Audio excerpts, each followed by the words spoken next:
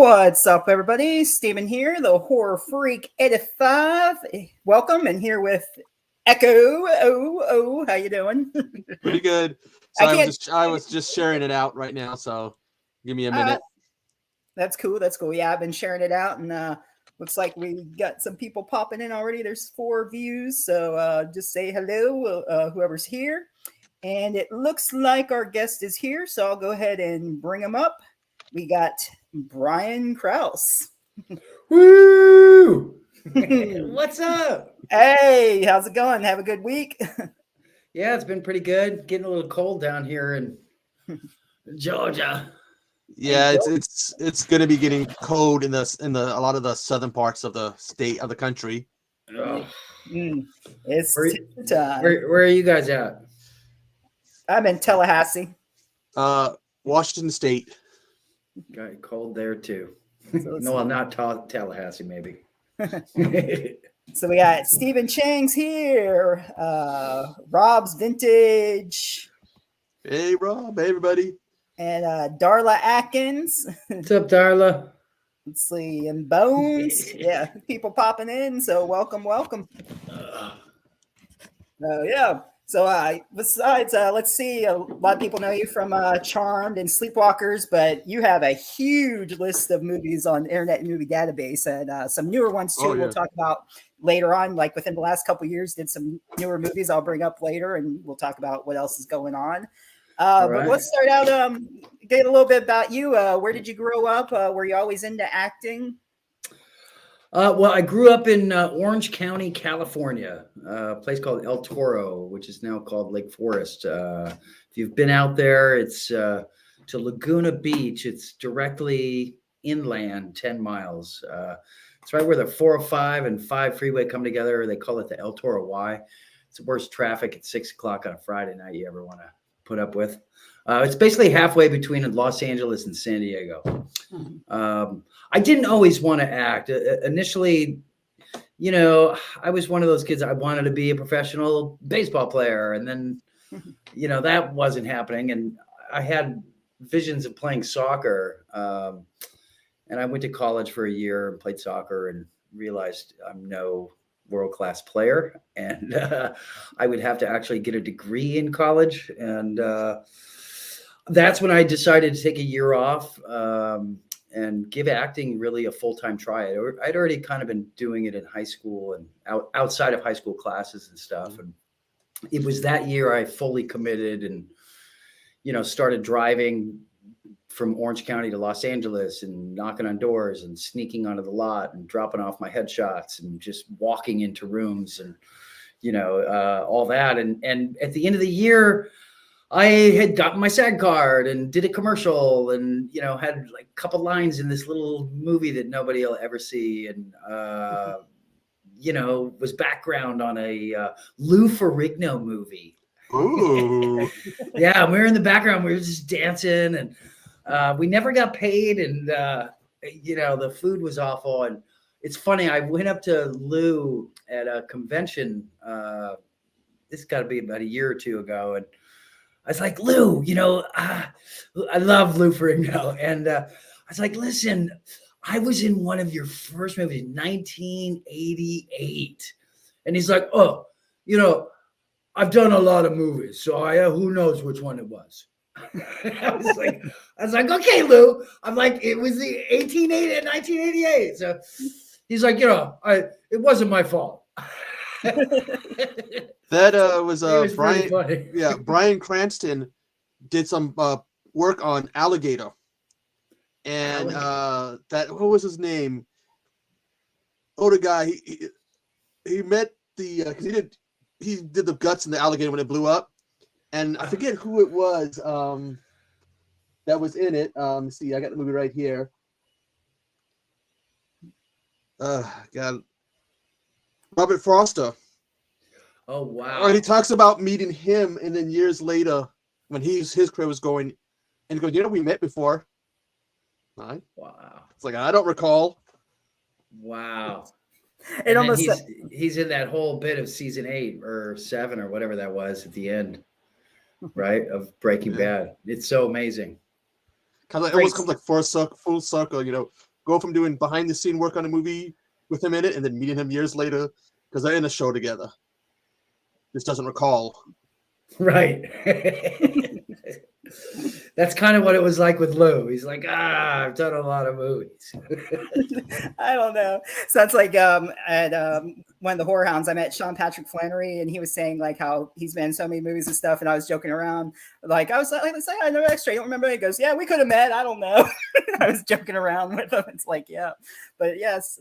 I mean, you've done a lot too. You probably wouldn't even know who was in what movie, I'm sure. You know, I'm so amazingly grateful, lucky, and blessed, and I just can't believe it. You know, from 1988 to now, and you know, the amount I've been able to do and work, and it's just been incredible. You know, and it's still going, and I'm just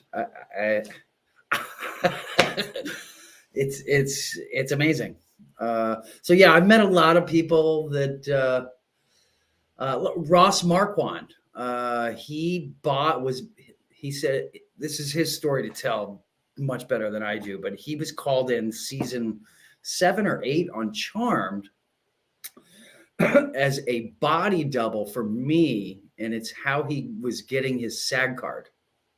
And I was like, did we meet? He's like, no, I was there when you weren't there. And look at that. I mean, Ross Marquand from Walking Dead was my body double. And that's how he got into SAG. And now look at him. Hell, I mean, that cover, the art poster for I Spit on Your Grave.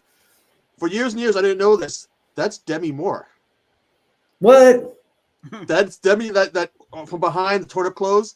I was reading, that's her. Wow. She posed for that. And it's like, wait a minute, what? That butt I've been looking at for years going, that's a nice butt, belongs to her? Oh, I did not know her. Now I'm more of a fan. It's interesting. It's like, oh, I didn't know that was a body stuff. That also, what was it? What's his name? Spider-Man. Shoot, what's the new Spider-Man's kid's name? I forget. Tom Holland? Thank you, Tom Holland. Not Hiddleston, Tom. Yeah. No, he was saying how he thought he met Robert Downey Jr. when he was going in for the audition. He was all excited. And it turned out it was his stunt double. And then he goes, and then Robert really walked by. And so I got all my nerves out at least. Right? Oh, that's funny. What kind of movies do you enjoy? I mean, you've been in different genres, true crime, sci-fi, all that. What do you enjoy watching? I actually watch a lot of documentaries.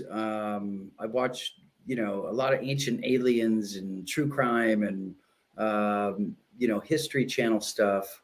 When I do go to the theaters, I watch pretty much everything. I love action, mystery. I love comedies. I'm not a huge horror buff, but, like, the latest Blumhouse, does strike my interest. And, there's certain things I've done my research on a lot of horror, just because, I'm trying to write and produce my own. And, I've been in quite a few horror movies. So, kind of knowing the genre helps going into it.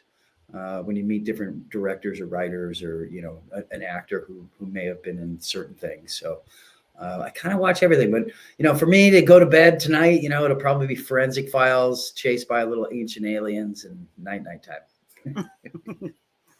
So, since you like ancient aliens and all that, have you ever seen any UFOs, or you're into that, or research it at all? I haven't seen, I mean, living in Southern California, actually straight off of Santa Monica, Los Angeles, there's been quite a few. There's an Air Force base north of Los Angeles that they fire quite a few rockets off over the ocean. And I know a lot of people have seen a lot of different, rockets or, unknown kind of things, but I've never been like the Phoenix Lights or anything like that. No, I've never seen anything where it's like, oh my gosh. Do I think it exists? We can't be alone. I'm not saying it's not. When the government just released, video that they say they can't explain, and they have no idea.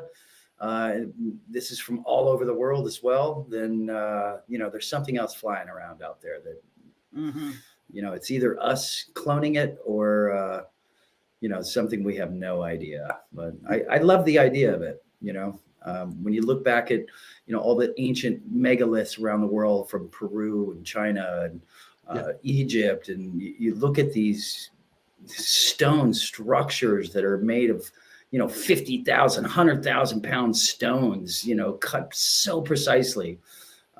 Somewhere in history, we lost technology, right? Between 5,000 years ago and today, what happened in that gap between like we went to the dark ages, and we really went to the dark ages. Like, everybody forgot everything. How did this happen? Yeah, we had architects who could build these great big stone, structures that last for centuries, millennia. Yeah. Yet we can make structures that only last 50 years or so. Yeah. We need those guys here to build some structures for us. It's amazing. They say the dragon too, certain animals, cultures that not only are divided by huge, distances, but ages. The similar creatures like the dragon. You can go in Mexico, Japan, all these other places, and there's all these legends of this flying reptilian creature. That's right. India has huge, beliefs in dragons as well, and so many different gods and flying chariots, and it's in their megaliths, and and then you look at the Egyptians, it's in theirs, and when you find the same drawing in a hieroglyph or stonework 5,000 on the other side of the world. Yeah. I'm just, so something's, something, yeah. I never really thought about it until someone pointed out about the dragons, and you're just kind of sitting there okay, that makes sense. I mean, how do these people, great distance and long periods of times too? It's okay, right. Something's there. And that's the kind of movie I'd like to, and played around that with some of the sci-fi stuff we've done, right? I was in Warbirds, and we're on this island, and we go into this cave that you're not supposed to, and you unlock the thing. This is why movies like The Mummy, Raiders of the Lost Ark, where these old artifacts, or don't open that door, like this, the whole world goes crazy once you do. I kind of dig that story. It's reality and fantasy all at once, right? And don't they say the pyramids? Someone would say the way they're located, the ley lines or whatever. Right. They say if you look at it, I think they figured where there was one was supposed to be, but it's not. When you look at all the lines, I watched them. They said it's supposed to be one, but it's not. That looks like there was something going to be built there, but something stopped it. So it's all these. It's interesting watching these videos when they break it down and they hit you with all these different facts. I never noticed that before. The pyramid too. Again, I wish we had those, construction people with us these days. Right? That'd be nice. They knew how to make things so they could last. Yeah. But yeah. On Sleepwalkers, did you get a chance to meet Stephen King on set, or were you not there that day? I was not there that day.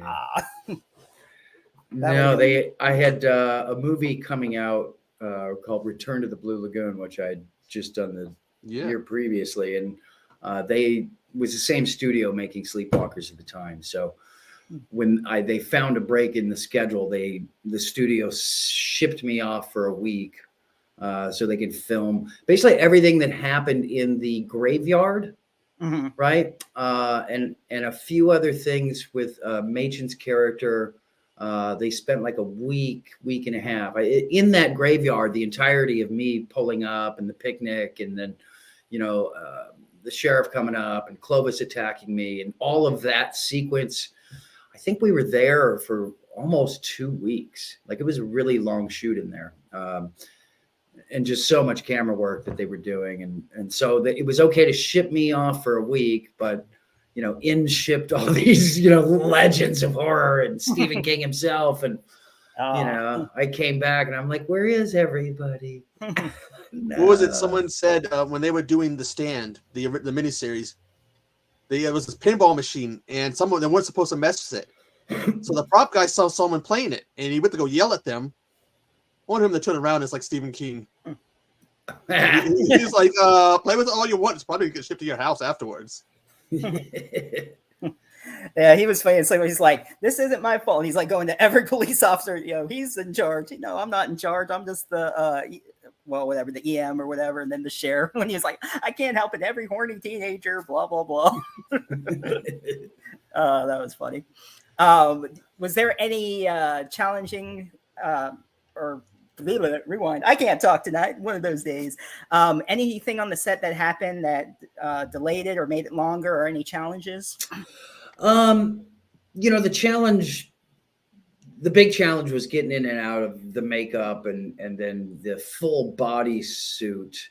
And that was worn by another actor. I mean, that's, you got to shoot right away. They're very hot back in the day. It's like being wrapped in, saran wrap and very hard to breathe. And it's all the lights. So that was a challenge, and Mick Garris handled it so well, and scheduling and everything went off. The only thing is we went back and picked up and shot an alternate ending to the movie after production, and I wasn't a part of that at all. But that was an added, I think, day or 2 days of shooting that they added about a month or so later. Is there any movie that's like not talked about that much that you've done that you're proud of that you recommend us checking out? Oh man, so many. There's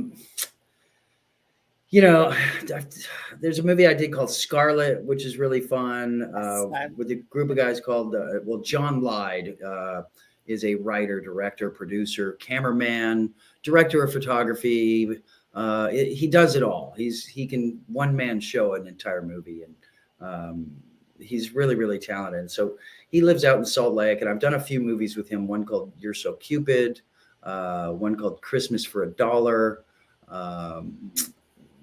Love in Paradise, and then this Scarlet, where I'm like this action hero-ish FBI guy. Yeah, that was but it's I'm the dad of the girl, and that was really fun.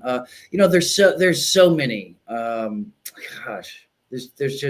There's quite a few. This is the sad part of the indie world, right? You make these movies for 100,000, 200,000. Your buddy gets a thing. You're doing favors. You love the script.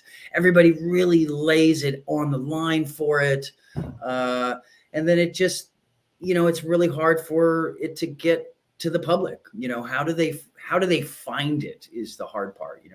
You go to Tubi, but it's got to be blasted, and people got to share it, and then it's got to get likes, and maybe it's got to win a film festival. And then if it doesn't do that, then who really is seeing it? So there's so many movies out there, and I know you guys watch probably, I'm sure, a ton of not your mainstream movie just in the theaters, and you got to dig for that content or follow somebody and hear about it. And I tell you, it really means a lot to these filmmakers. There's so many filmmakers out there that are beyond talented, and hopefully they get to do what they are meant to do for the rest of their lives and continue. But for them to get their stuff seen, I think, is the biggest challenge. So I'm a big supporter of indie movies, and I wish we still had the indie movie house. It seems nowadays your cinema is just big cinema. Maybe there's one offbeat Oscar type indie, but you don't have the indie house anymore. And COVID kind of took that away. The internet took that away. Yeah. And I did like to go down there and just go sit at a Lemley's theater and pop around for the day and watch. There's a magic to me to go into the movie theater. Buying your ticket, walking in, you smell the popcorn, and you're seeing all the movie posters for the coming attraction. There's a magic there that I just love going to the movie theater that you can't get online, even if you pop your own popcorn. Yeah, exactly. But one of the other problems I ran into is movies don't always get promoted, or they don't promote it the right way, because Ratchet and Clank, they did a movie for that game. They didn't promote it, barely promoted it on YouTube. Occasionally see a trailer. She Comes from the Woods came out earlier this year. No one I knew had heard about it, and it was in the theater. Wow. No ads. I had to literally hunt down the trailer for it, and I'm asking people, did you hear about it? So I want to see what they thought about it. No. Interesting. But word Yeah. of mouth actually also helps, people when they, Yeah, it seems everything now is in Instagram, push or YouTube or Twitter and before, and that's the hard thing with Netflix, right? If you're not their top pick, you're not even going to be promoted. People aren't even going to see it on their screen, Yeah. right? Amazon's not putting that on your screen. You don't even know. You really have to dig. So then people go to Tubi and all the different Hulus but if there's algorithms to it, and it's very difficult to compete with what these big studios want you to watch, right? But that's why I think like word of mouth is great. I'm a wrestling fan. That's how we used to do it back in the 90s before the internet. When you talk about the wrestling, you had to sit there and say, "Hey, I heard about this wrestler, about that wrestler," Right? and that's how that got out. So it's the same thing with movies nowadays. If you hear about a good movie, you see it. Word of mouth does great. I think it will help people get the movies seen. It's difficult, but don't stop. If fellow filmmakers out there, if you're looking to make your own thing, it's a necessary evil, and I think it really helps once you get on a huge set. If you haven't spent time in the indie world, life's gonna be very difficult when you get on a big set and they're all the money and the big trailers. That I think it's a necessary evil to get on a small set. There's 10 people, 15 people making a movie. I have as an actor, it's like, all right, I'm grabbing, let's get everything off the set. We got to move, we got to turn around, and everybody's throwing in their hand to kind of help, and you don't have a trailer, and you're changing clothes outside across in the normal bathroom. Like it's humbling, and it's also, it's real filmmaking. It's not that anything else, but it allows you, if you're going to direct or produce or whatever that is, you really get an idea of what every department goes through, how hard it is for them to be a craft service person, to be a grip, to be a gaffer, to be, the best boy, to be, makeup, hair, all these different departments, and how much work it is. And so if you're going to be a director someday, if you're going to be a producer, I think working in the indie world really helps you understand, a time frame and what you can expect of people, even when you do get money. Everybody needs a little time to get their work done. Just let them do their thing.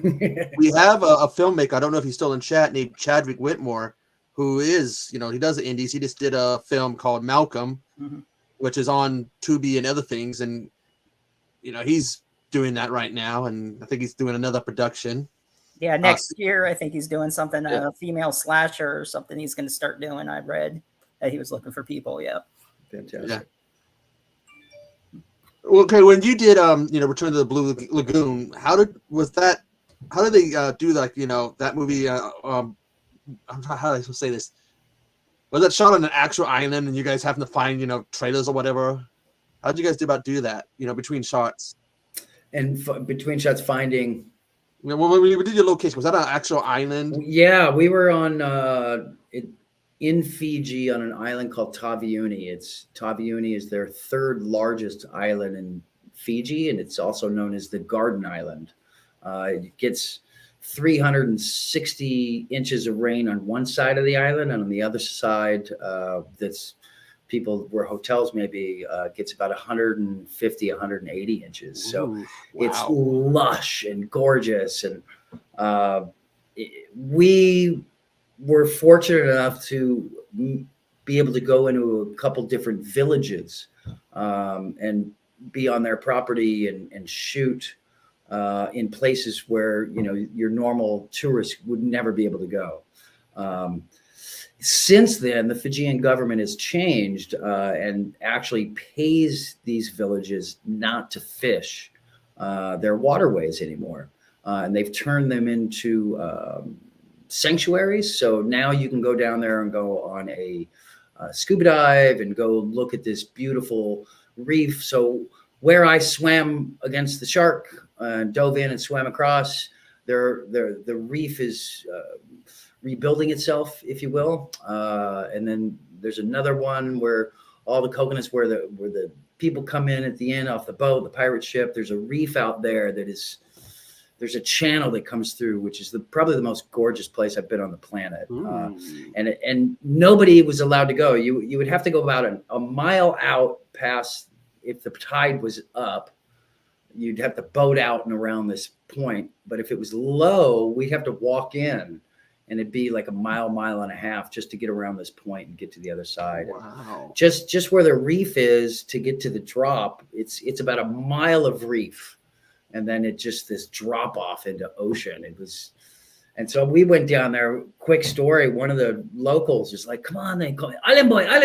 I'm like, come on. I'm like, dude, I can't. He's like, "When you get a break, you come." And so he took me, and we go out to the end of the reef, and he's like, "Okay, ready? We're gonna hyperventilate." And he's like, "We're going all the way down." And we took this big deep breath and went down 20, 30 feet, like down under the reef to the bottom of the sand. And then he swam under the reef. And I'm like, where's he going?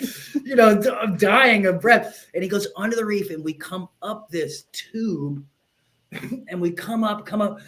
And it's only, about this big around. There's enough for the two of us. And he's in my face like this. And it's all this super sharp coral.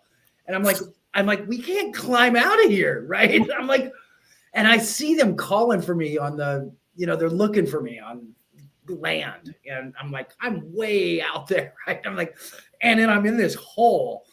And all I realize is like, I got to dive back down to get out of there. Like, I don't know if I can do it. Like, this guy grew up here doing this, right? And so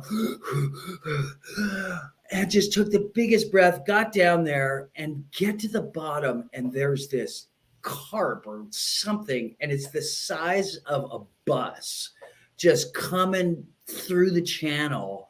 I mean, it was, and I almost just lost my breath. I thought I was going to swim into this fish's mouth. Get up, get out. I'm just freaking out. I get to land, and now the producer's pissed because where are you? You can't go swimming out there, and you're a liability. And yeah, they were not happy.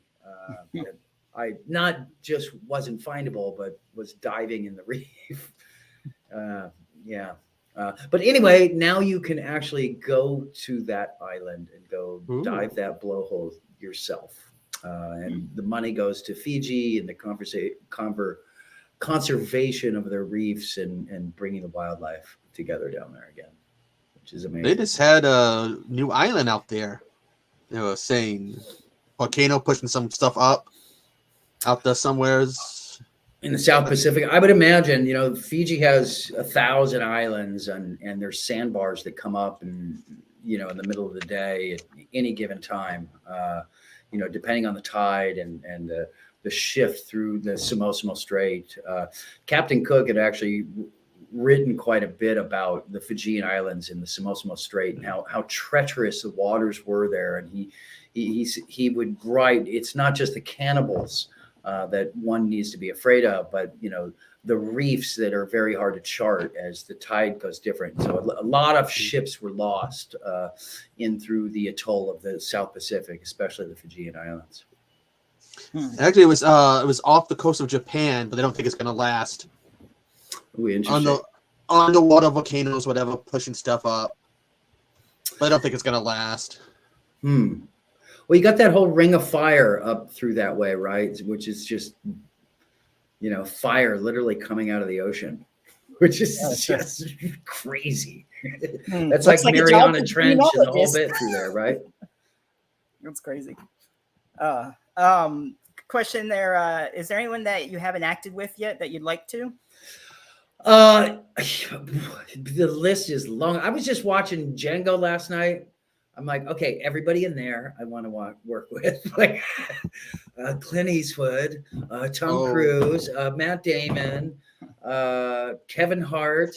Kevin Hart. The list is long. There's quite a few people I would love to work with. He has that show now, Kevin Hart does, where they interviews people in ice tubs. What? No. No. He does it like they get his little ice tub, and he gets a one, and they get the other one, and They just he interviews them in these ice tubs. They're talking. Oh. I gotta check that out. Camel That's a hell of a- spiders. That's a hell of a way to interview somebody. You're in a tub full of water and ice, and you just got to be like, you're freezing, and you're just doing an interview. Just chilling out. That's all.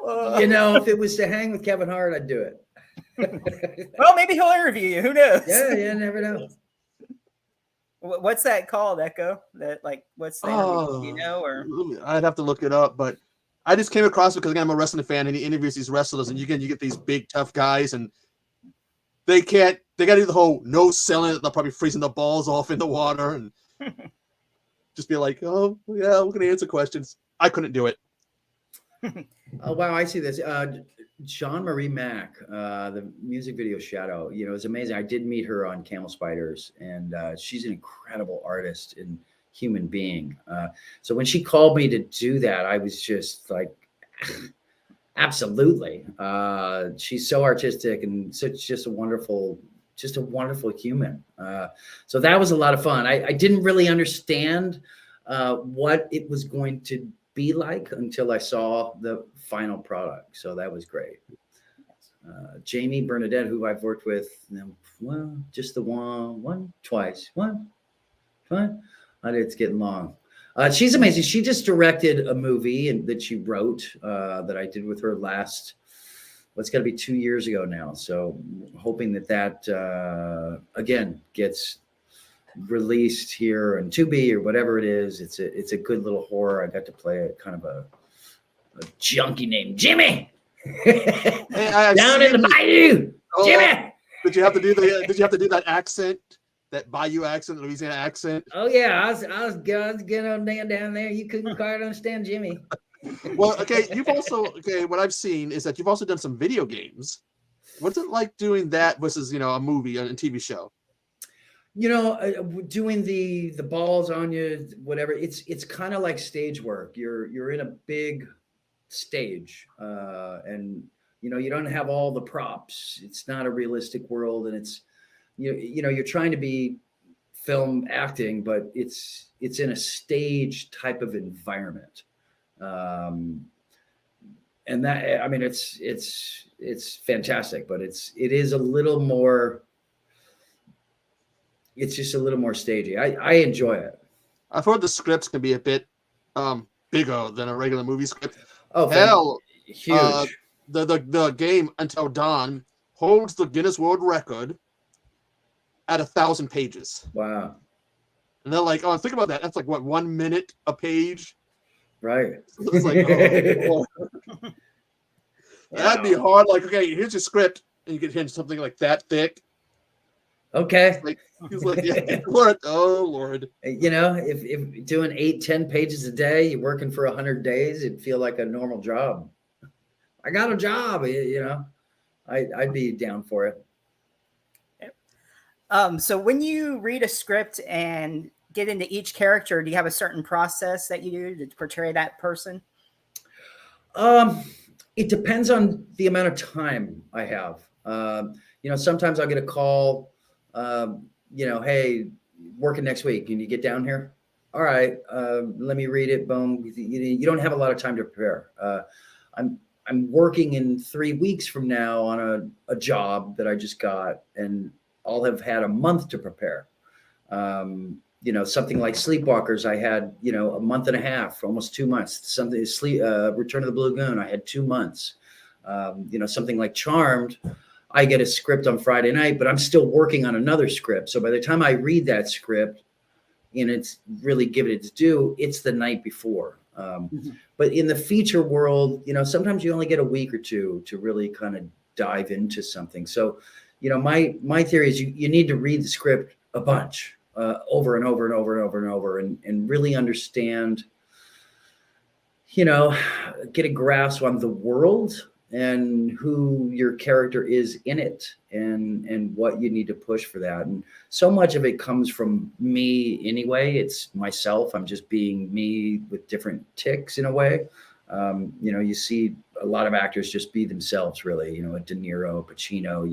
They're the same in every movie, right? Harrison Ford, he's Harrison Ford. Tom Cruise is Tom Cruise, right? It's not everybody that can be, Tom Hardy and be a million characters, or Christian Bale and be a million characters, right?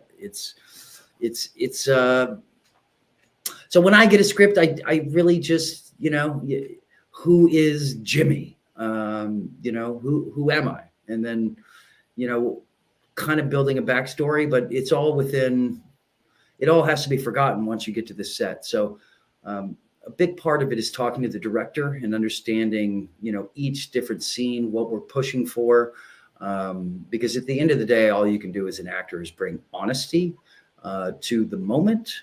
And then it's really the audience will think you're that character. If I believe in the moment, then the audience will believe the world, right? So, I don't always get a chance to do an accent or have a limp or play big characters. A lot of my stuff has been, oh, you're the dad, you're the lead cop, you're the, so there's not as much character work per se in a lot of the roles I do, being, more of a lead character. You're the dad, you're the boyfriend, you're, this certain type of guy. It's not until you get into, 3, 4, 5 down the list where the characters become a little more interesting, a little more deep, a little more quirky. For example, watching Django and seeing what Leonardo DiCaprio did, in just that small, in a way, it's a small part, for him. It wasn't the lead of the movie. So he was able to, develop this quirky, crazy asshole character, right? Look what Sam Jackson did in that. They're all your crazy characters tend to be, not your lead character, right? The lead guy's kind of just, he's reacting to everybody else, if you will. So I like to take my time and just read the script over and over and over and over and over. Never stop reading it. I rehearse it. Like I have this right now, and I'll rehearse this 1,000 different ways. Kevin Kline, who I admire so much as an actor, and everything that he's done from drama to comedy and everything else. He'll do the same thing. He'll rehearse it singing, and I say my line like this, and then I say my line like this, and then I'll say my line, and he gets it all out. Get it all out. Have an idea of what's supposed to happen, and then the magic happens once they call action. Then he's not sure where he's going to go, right? So I try to do kind of that in a way. Let's see. Cyrus was a good one. You played Cyrus the Killer, which was based on some true events, which I think I heard about it. Was this something that was in Canada or something? Or am I thinking I heard it was. I thought I heard something about like people grinding up the meat and selling it, but I can't remember. Right. It's hard to say that we were really based off of very true specific person. I've through that movie, I did my studying on serial killers a lot. And, there's been a few people that have done this. It's not just one person that is fed. And I think you did have somebody up in the Midwest up there that was, had kind of a roadside diner, kind of roadkill. It's more like, it's inspired by. Well, I know it's inspired. Yeah. Right. Kind of like all those movies and characters that have been inspired by Ed Gaines, including Texas Chainsaw and all those guys. It's not based on, it's inspired by. Right. That was, that was a tough one to come out of. We were up there in the middle of winter, freezing our ass off in Michigan. And, God bless our crew that worked. We didn't have a lot of money, and there's this, again, one trailer for all the actors, and we were all in it together. And, for me being this, serial killer, I went deep. My only regret with that movie was that they had my double or the person who was supposed to be playing me younger. It fell apart in a few places for me. But the story itself is fascinating. Daniel Harris is great. And Lance Henriksen, yeah. It was really cool to be a part of. And it was amazing. They flew in and they did it and they crushed it. And, it's like two different movies in one there. And I know maybe, then they had to add some boobies and whatever at the end. And, that was all after. And it's like, what are you doing? But, we can sell it if we do this. And it's like, oh, man, like. Were they going for the? What's happening with you? It's a movie. Were they going for the 3 Bs then? Blood, beast, and boobs. That's it. It sells it. Yeah. There was some independent guy. There's a documentary on him. I forget his name. And he kept saying that was his philosophy. If you're going to do an independent horror movie, remember the 3 Bs. Right. And then after he died, because they said they had to finish his film, they're going, we got to do the 3 Bs. That's why you got a comment, post-production boobies. Okay. I mean, if it's necessary to the scene, but just to toss stuff in, it's like, what, it's the horror genre itself, to sell that to America is one thing, but if you want to sell it overseas where it's dubbed, and it doesn't matter what I say, it's dubbed, but there's it has to look a certain way. Okay, you got the blood, you got the thing, but you got to have the boobies. It sells in Europe like it just sells, and without it, I think you go to Berlin and they love a lot of weird stuff over there. So I think it's a way to make sure your movie sells overseas, and whereas the American market doesn't seem to need to have that as much to go absorb our our horror, if you will. Do you stay in touch with your peers after projects are done? I try to. Some of the best friends I've made are from a set. My very best friend in the world is from a set that I met years ago, Mark Ralston. You know him from Shawshank Redemption, Departed, Alien. Mark's been in everything. He's in the new Spider-Man video game. He's on. He's just been in everything. But I met him on a movie called Protecting the King, which is another movie you were proud of that not a lot of people saw. And that was written and directed by Elvis's stepbrother, who was his head of his bodyguard during his whole karate days and the whole thing. So he wrote this about that angle about protecting the king. And Mark and I played one of his kind of henchmen, bodyguards, along with Tom Sizemore. That was just as Tom was starting to go through some issues himself. So Mark and I kept in touch, and I have quite a few active friends and different people from crew that I still talk to today, because you spend so much time on a set, and you're there late at night through the thing. It's like you really have you kind of in the trenches with one another, if you will. What was it like walking the picket line during the strike? I never walked a picket line during the strike. Glad it's over though. Finally, I'm in Georgia, and my son was hit by a car 4 months ago. Sorry. While I was in Colorado, and he broke his neck and his back and his pelvis and his leg, and tore his aorta and ruptured his spleen and his kidney, and he was in the hospital for 10 weeks. Since then, he'll make a full recovery, and he's moved in here with me, him and his girlfriend, and now we go to the gym, we go to rehab, we do our thing. And so my whole time has been consumed with that for the last few months. So the strike actually couldn't have happened at a better time for my life. And now my son's, he's just got a cane. He walks without it a little bit, and we're in the gym, and that's all my time. So picket line didn't happen for me. I guess because my mom she has got post-polio, and she had to do that physical rehab, and it seems that doing the pull seems to be a good way of doing it. when you're in the water that can help. Because I would always see people coming in and just Yeah, in the water, getting him in the pool, taking that weight off. Right now he's not really cleared to do anything more than a few pounds. Just with the neck, the C2 and 3 are so precarious. So, but he's almost cleared to start adding a little more weight. And yeah, the pool's been everything. Well, glad to hear he's doing better, though. Thank you. It's been,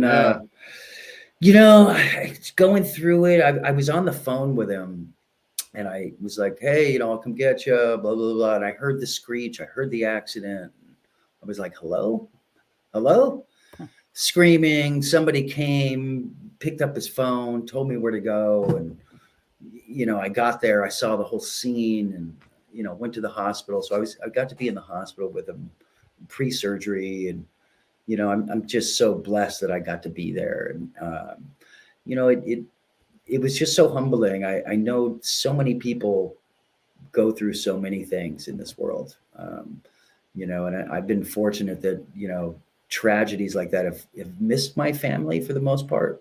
And something like this just, life is short. And, a lot of people were the lucky ones. My son survived. The support that I've seen on social media and through my friends has been unbelievable. And I know there's so many other people out there, and you see them in the hospital and you see them all the time on social media, and, people are struggling and, things can be really hard. And so, I'm humbled and grateful and, pushing that love right back out to whoever needs it at any time seems to be my new goal. I have what I call a cycle of kindness, because I've always had people kind of, without asking, help me out. And it can be kindness. So my way of repaying it's by helping people out, and I call it the cycle of kindness. Help others out and come back to you, and just keep the cycle going. We got too much negativity in this world today. A lot of bad stuff happening. We need some more positivity. That's for sure. If everything is energy, keeping that energy flowing. And so often we wake up in the morning, we block the energy with our phone there. And I'm in negative energy space. And we don't engage and push out good feelings to, our fellow humans enough. So it's really nice that you do that, Echo. That's, and then it's this thing. I think that people have done that for me, and so it's like I should return the favor. And all I ask is they do it for somebody else. Yeah. Because again, to keep that cycle going. I don't like watching the news a lot of times because all you see is negative. So I'll go out seeking like stuff like, the reason why I'm addicted to kitten and puppy videos is because that's what I end up with seeking out. Yeah. It got to the point where if you could tell me, okay, maybe someone's in 5 minutes, and I'll be like 2 hours late. Where is he? Click, click, click. Those things are evil, in my opinion. Yeah, my Instagram's golfers, otters, and women surfers. So, keeps a guy happy. Yep. Just like the movie, pay it forward when you can. Well, he didn't say it, but I mentioned the movie Pay It Forward, but yeah, that's just like how it is, or should be anyway. It's amazing, and then seeing nurses and doctors and, without our healthcare, we don't have to get into that, but, really seeing what their job is hard, especially in long-time care, critical care. It's not easy. And people that come through their path that aren't nice to them, and, it's a very difficult spot to be in for them. And, they're selfless, and, God bless every single one of them that came through my son's life, because they, I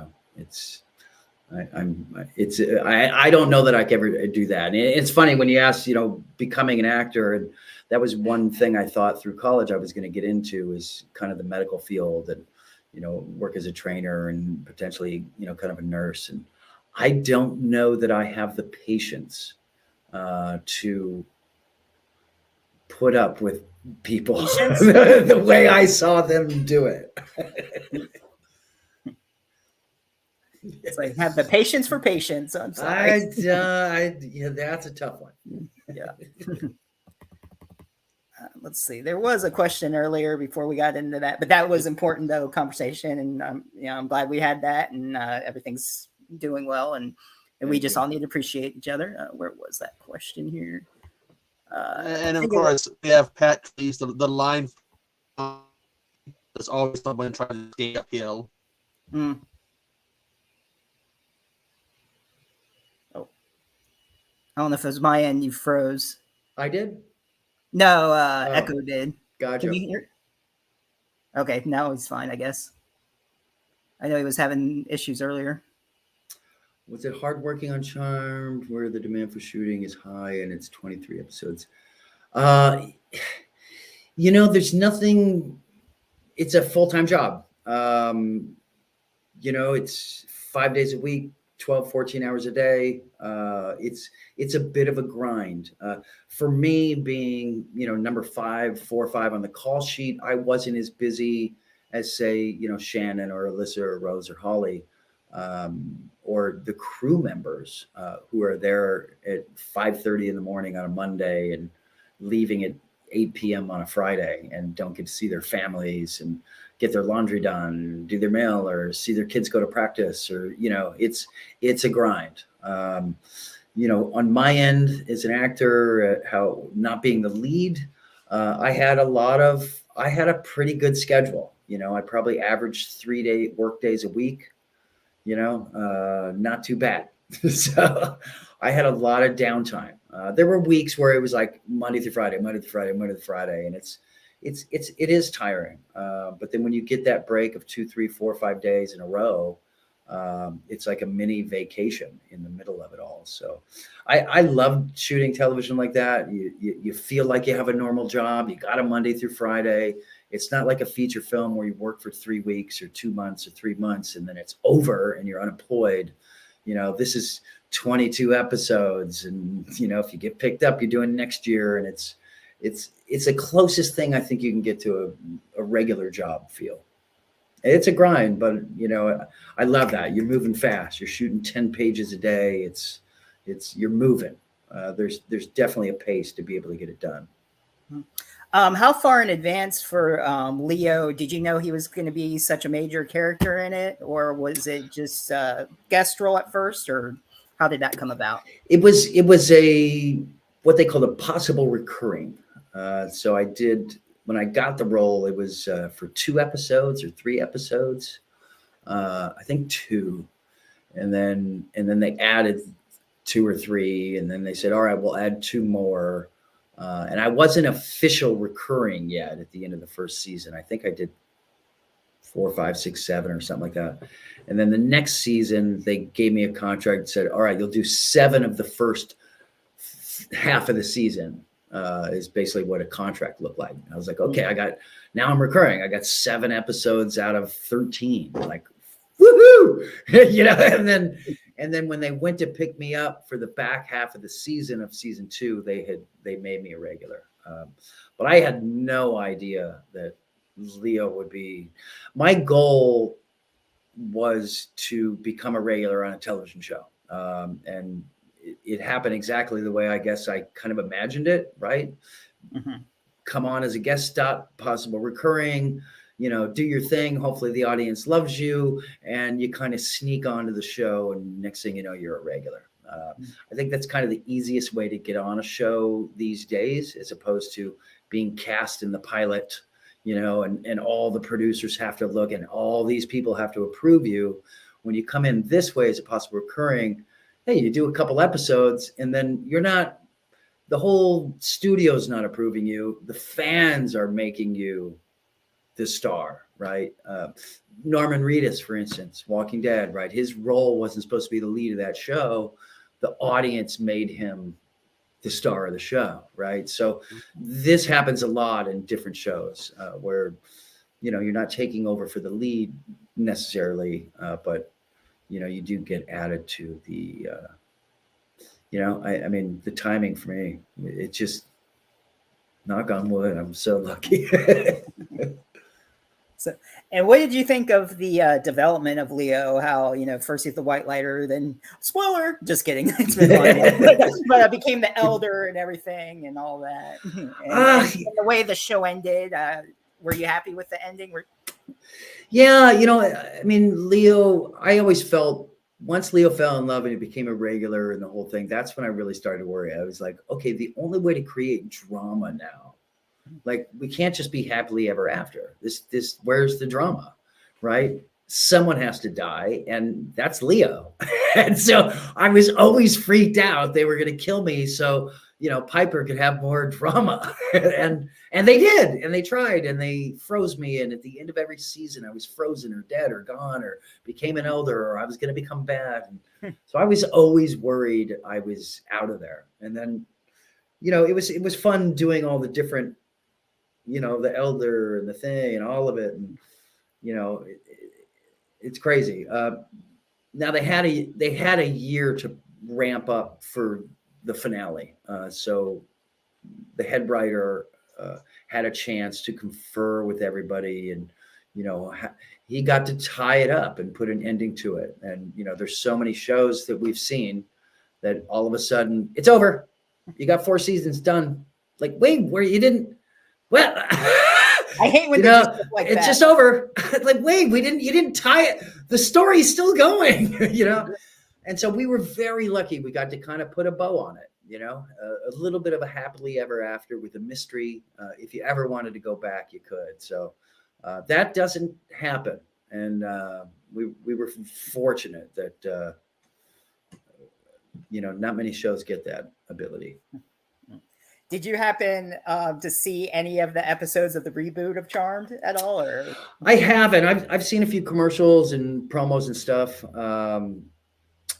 Charmed, the magic like the original Charm to me, but it's I didn't watch it, not because I'm angry at it or anything like that. It's actually a huge compliment to everything that we did, that they would want to reboot it and try to keep the world going. I guess the disappointing part is they didn't have any of the regular cast in it at all. And so I think that kind of, the fans aren't happy with that, but yet some are because they like the new world. So, I'm happy for the girls that did it and everybody that did it. And, it's just, I think it could have been great had they brought in some of the original cast and just cross the 2 worlds over, legitimize the world. And I think it would have been taken a whole different way. At the end of it, and I think it got canceled too, I believe. But the way it ended, they actually crossed over the world actually to the original Holloway house. That's what I heard. And they walked in through the door. And it's like, oh, are we going to see someone? And it would have been great if someone there. And then they ended it no. I mean, so it's possible. It's possible. Yeah. They're not coming to me first. I imagine this would be conversations they would have with Alyssa Milano, Holly Marie Combs, Rose McGowan, and Shannon Doherty. Yeah. I don't think they're calling Leo up going, Brian, or what do you think we should do? Hey, how about we do a Leo spin-off? Do a spin-off. It's called The Elders. Yeah. I mean, I don't mind it, but, I think. Daria wants to know what was filming Another World like. Another World was eye-opening. I had just done, well, not just done, but I had done Sleepwalkers at the time. I had done Return of the Blue Lagoon. I had done some huge movies and some TV. And so to go do a soap opera was kind of like starting over, if you will. Usually you do a soap first and then you work your way up to movies and TV, right? So there was this, you do a commercial, then you do a soap, then you do television guest spots, then you do features. And that's kind of the hierarchy of the movie industry in the 90s. That's all changed. That being said, I had kind of, rode the high of Sleepwalkers and all these things. And then I was unemployed and I had a baby and I didn't know what to do. And so I had told my agent, I said, we got to do something. We got to start over. Like, if I got to do a soap, send me in. He's like, really? I said, Tim, we gotta create some heat. We got to do something. We got to show people that I'm working, and let's go. And so this came about in Otherworld. They flew a couple of us to New York, and anyway, I wound up getting it. I wasn't prepared for how you shoot a soap, and they shoot 100 pages a day on a soap opera, and you're shooting an episode and a half, almost 2 episodes in a day. I averaged about 35 to 40 pages a day of dialogue with no teleprompter, one take, word for word memorized. Go. It was eye-opening. So I'd be up late at night in my garage just with a stack of papers and just reading, because in a soap, in a normal script, it'll say he walks into the barn, the light thing. There's a lot of description of action. There's none of that in a soap. It's dialogue. It's he walks in the door, he walks out of the door. That's it. Everything else is dialogue. So it was, I worked with a lot of veterans on that show who, taught me a lot about, trusting it and developing the brain for it. And, so to be able to bring a character to it and be real with it and really shine.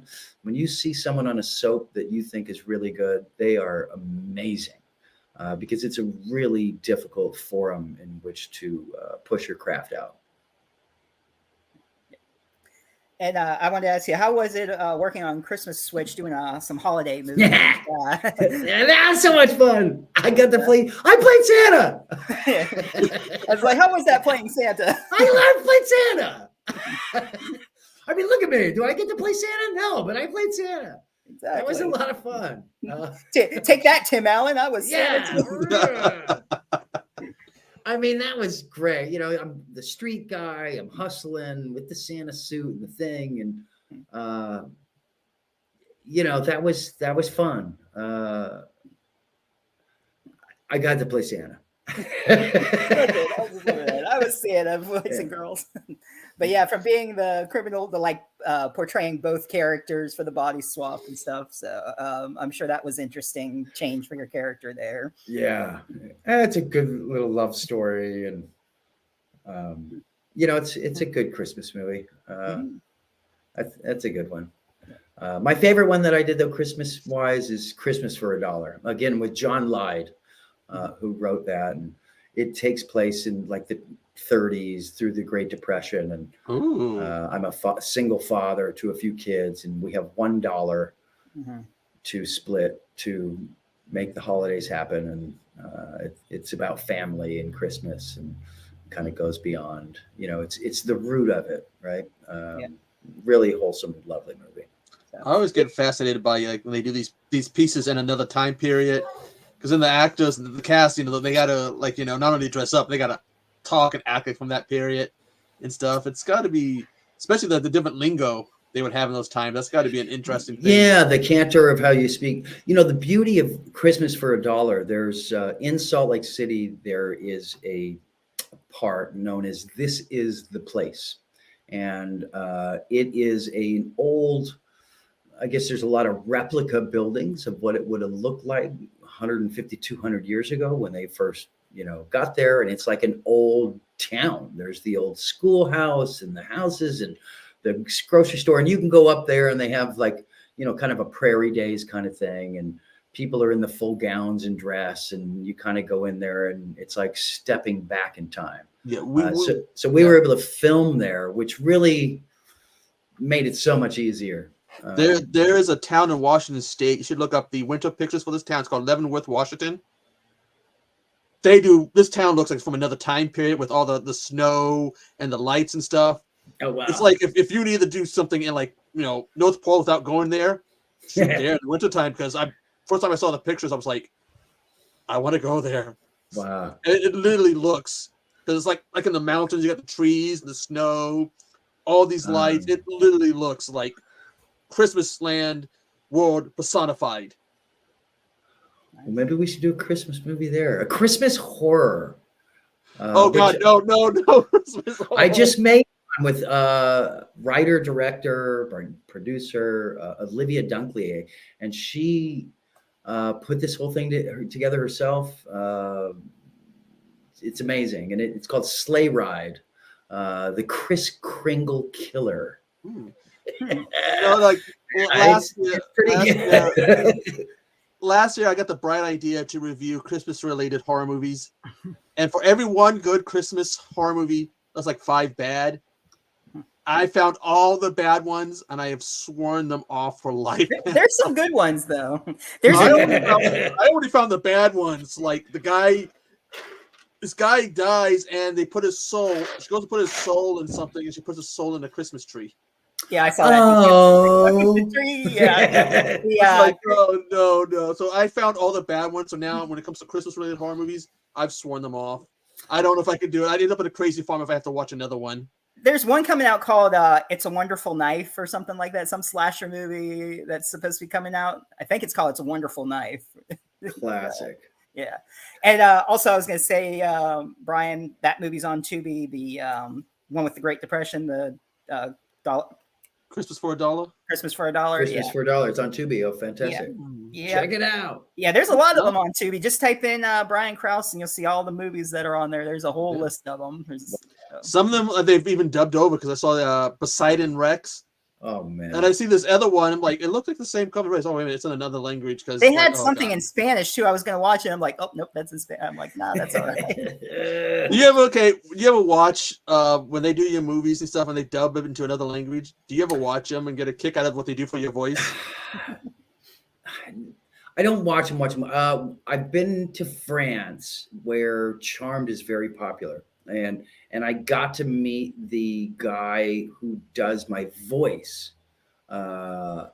in French, and he's amazing, and we almost look alike. Like he can almost be my double. And he's a wonderful guy, and so I watched me speak French. And I got to say, he makes me sound so romantic. It's pretty funny. That would be interesting to meet somebody who does your voice in another language. Yeah. Kyle wants to know, would you be up for a Sleepwalkers reboot or sequel? He thinks it would make a good TV series. Of course I would. My character Charles is dead. You'd have to find a way to reboot me. I think the idea of a sleepwalker and the sleepwalkers is great. And, if you had Mick Garris and Stephen King come on board to open that world up, I think it would be fantastic. But I don't know that you could do it without Mick. Or Stephen King. You'd have to. You can always take off Ron Perlman's part. Yeah, now with my thing, I'm almost a little bit Ron. First time I think I saw him without the makeup because I was so used from Beauty and the Beast. Yeah. And someone had to go, you know who that is? No. Well, it's Guy from Beauty and the Beast. Stood there staring at this like, wait a minute, that's what he looks like? Right? What else? I like to think maybe Mark Hamill in the beginning. Just the one line. I'm done. Thanks. I mean, they did that with the remake to what's that vampire movie? Fright Night. They had a scene where the vampire from the original gets killed by the new one. Different characters, like a random motorist. Oh, classic. So like something like that where you can just be there and some random police officer or whatever who gets killed by your character in the new one. Somebody call Steven.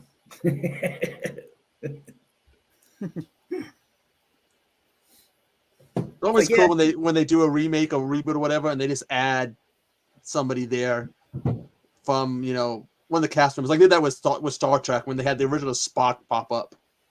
Classic. That was pretty cool. Yeah, that was. It legitimizes the new world, and I think that's the deal, right? I think that's why you got to pull somebody from the original. Someone said, you can play the dad of Tanya. Oh, yeah. That'd be weird. I like to think me and Tanya worked it out. You also did Plan 9, which, yes, based on what was inspired by Edward's Plan 9. Yes, which was dubbed the worst movie in history. So we wanted to remake it and make remake the worst movie in history. And I think it's better than the worst movie in history. It's not quite as bad. No, but John, he had this vision and he brought me down, and I love the idea. I watched the movie, Ed Wood's, iconic, and it was like, yeah, let's play. He's such a great indie filmmaker, and the ridiculousness of a couple of my scenes.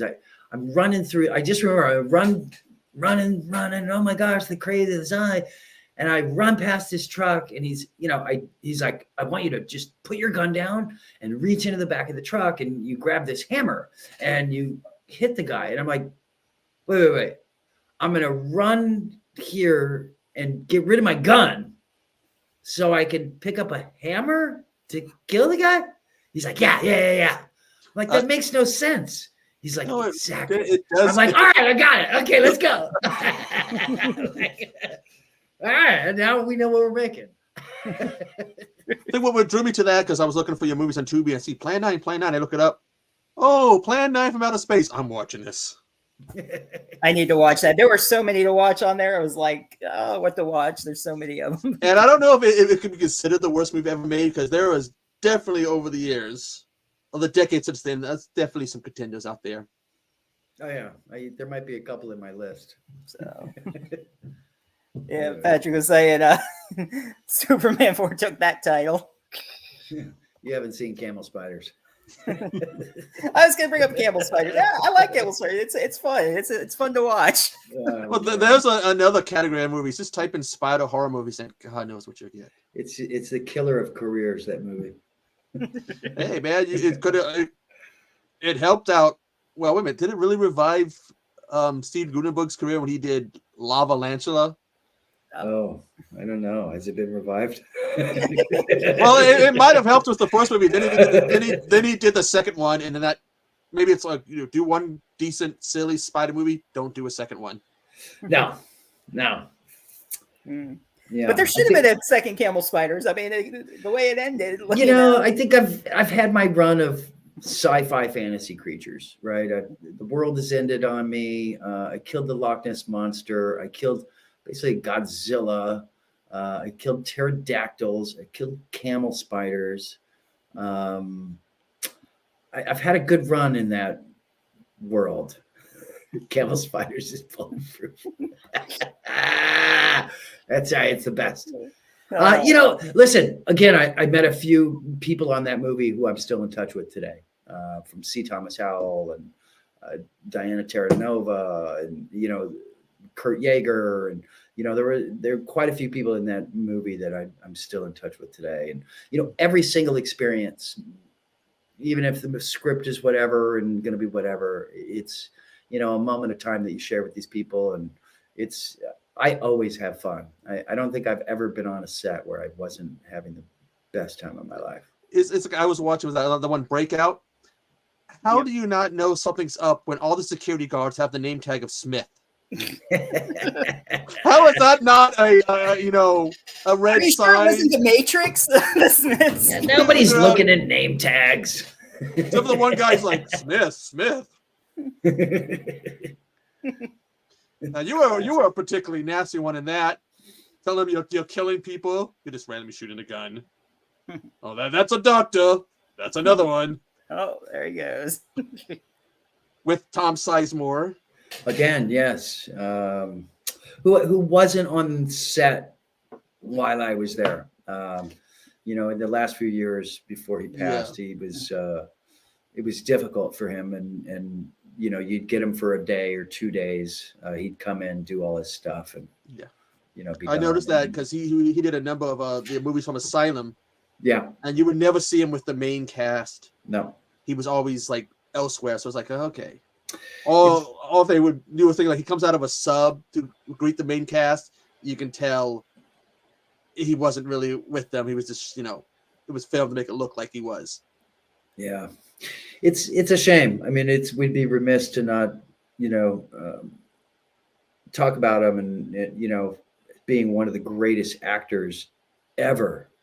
And how he finished his career is, due to mental health issues and addiction, and it's truly a shame. And straight up to the end, even in Breakout, he's still phenomenal. Even There in was his a state, he's just great. And there was a I always looked movie. up to him as just Yeah. he's so good. There was a movie that was just released not that long ago. That was one of the ones they released after his death. It was God. I wish I could remember the name. As I'm watching this trailer for some movie and I go, I see Tom Sizemore. I'm like, isn't he dead? It's like, Yeah, I think Breakout came. I don't think he ever saw that either. There were two movies that came out this last year that he had done. But he worked all the time, and it was this is what kind of happens, and I'm sure you see Eric Roberts in a lot of movies. You see there's certain people that like they come in, you pay them $1,000, $5,000, $10,000 for the day. They are the headliner of your movie. You saw this actually a lot with Bruce Willis. All of a sudden, everybody's in a Bruce Willis movie. During his decline, they'd say, okay, we'll give him 50 grand. Come in. Now we got a Bruce Willis movie, right? Those detective nights and stuff. Like and he comes in and shoots over here and does his thing and collects his money, and then you go and make the rest of your, sloppy little. At one point, at one point in time, I think they were talking about another Die Hard movie. It would have been so difficult for him. Yeah, I think that's why they were talking about being more of a prequel. Mm. And then if he was in it, it was going to be like, small stuff, follow him at the beginning of his career. But yeah, it is sad about him. And every now and then you hear an update. They were saying his wife or somebody saying, because people would go up and say yippee-ki-yay to him. And they had the request, don't do that. Yeah. Yeah, it was it's a shame. When I was watching the Detective Nights, like all these movies, and they're pretty much all on Tubi too, but like you can tell, like I hate to say it, like, he's a great actor and everything, but in these, you can tell he wasn't like, it wasn't no McClane, let's put it that way. Like in his career, it was all right watching it, but I was just like, yeah, I can tell he's just making this and they just wanted him in a movie, and it's like, yeah. But so. Oh, someone's saying they need more movies where you can save us from evil. You could be the new, like, Ash Williams. I'll do it. I'm ready. I might have to shave. If it's like Ash Williams, you just kind of lose a hand. or lose a leg instead, kind of like in Planet Terror, machine gun leg. We'll just have a chainsaw leg or something, why not? Is there a type of character or that you'd like to portray that haven't yet?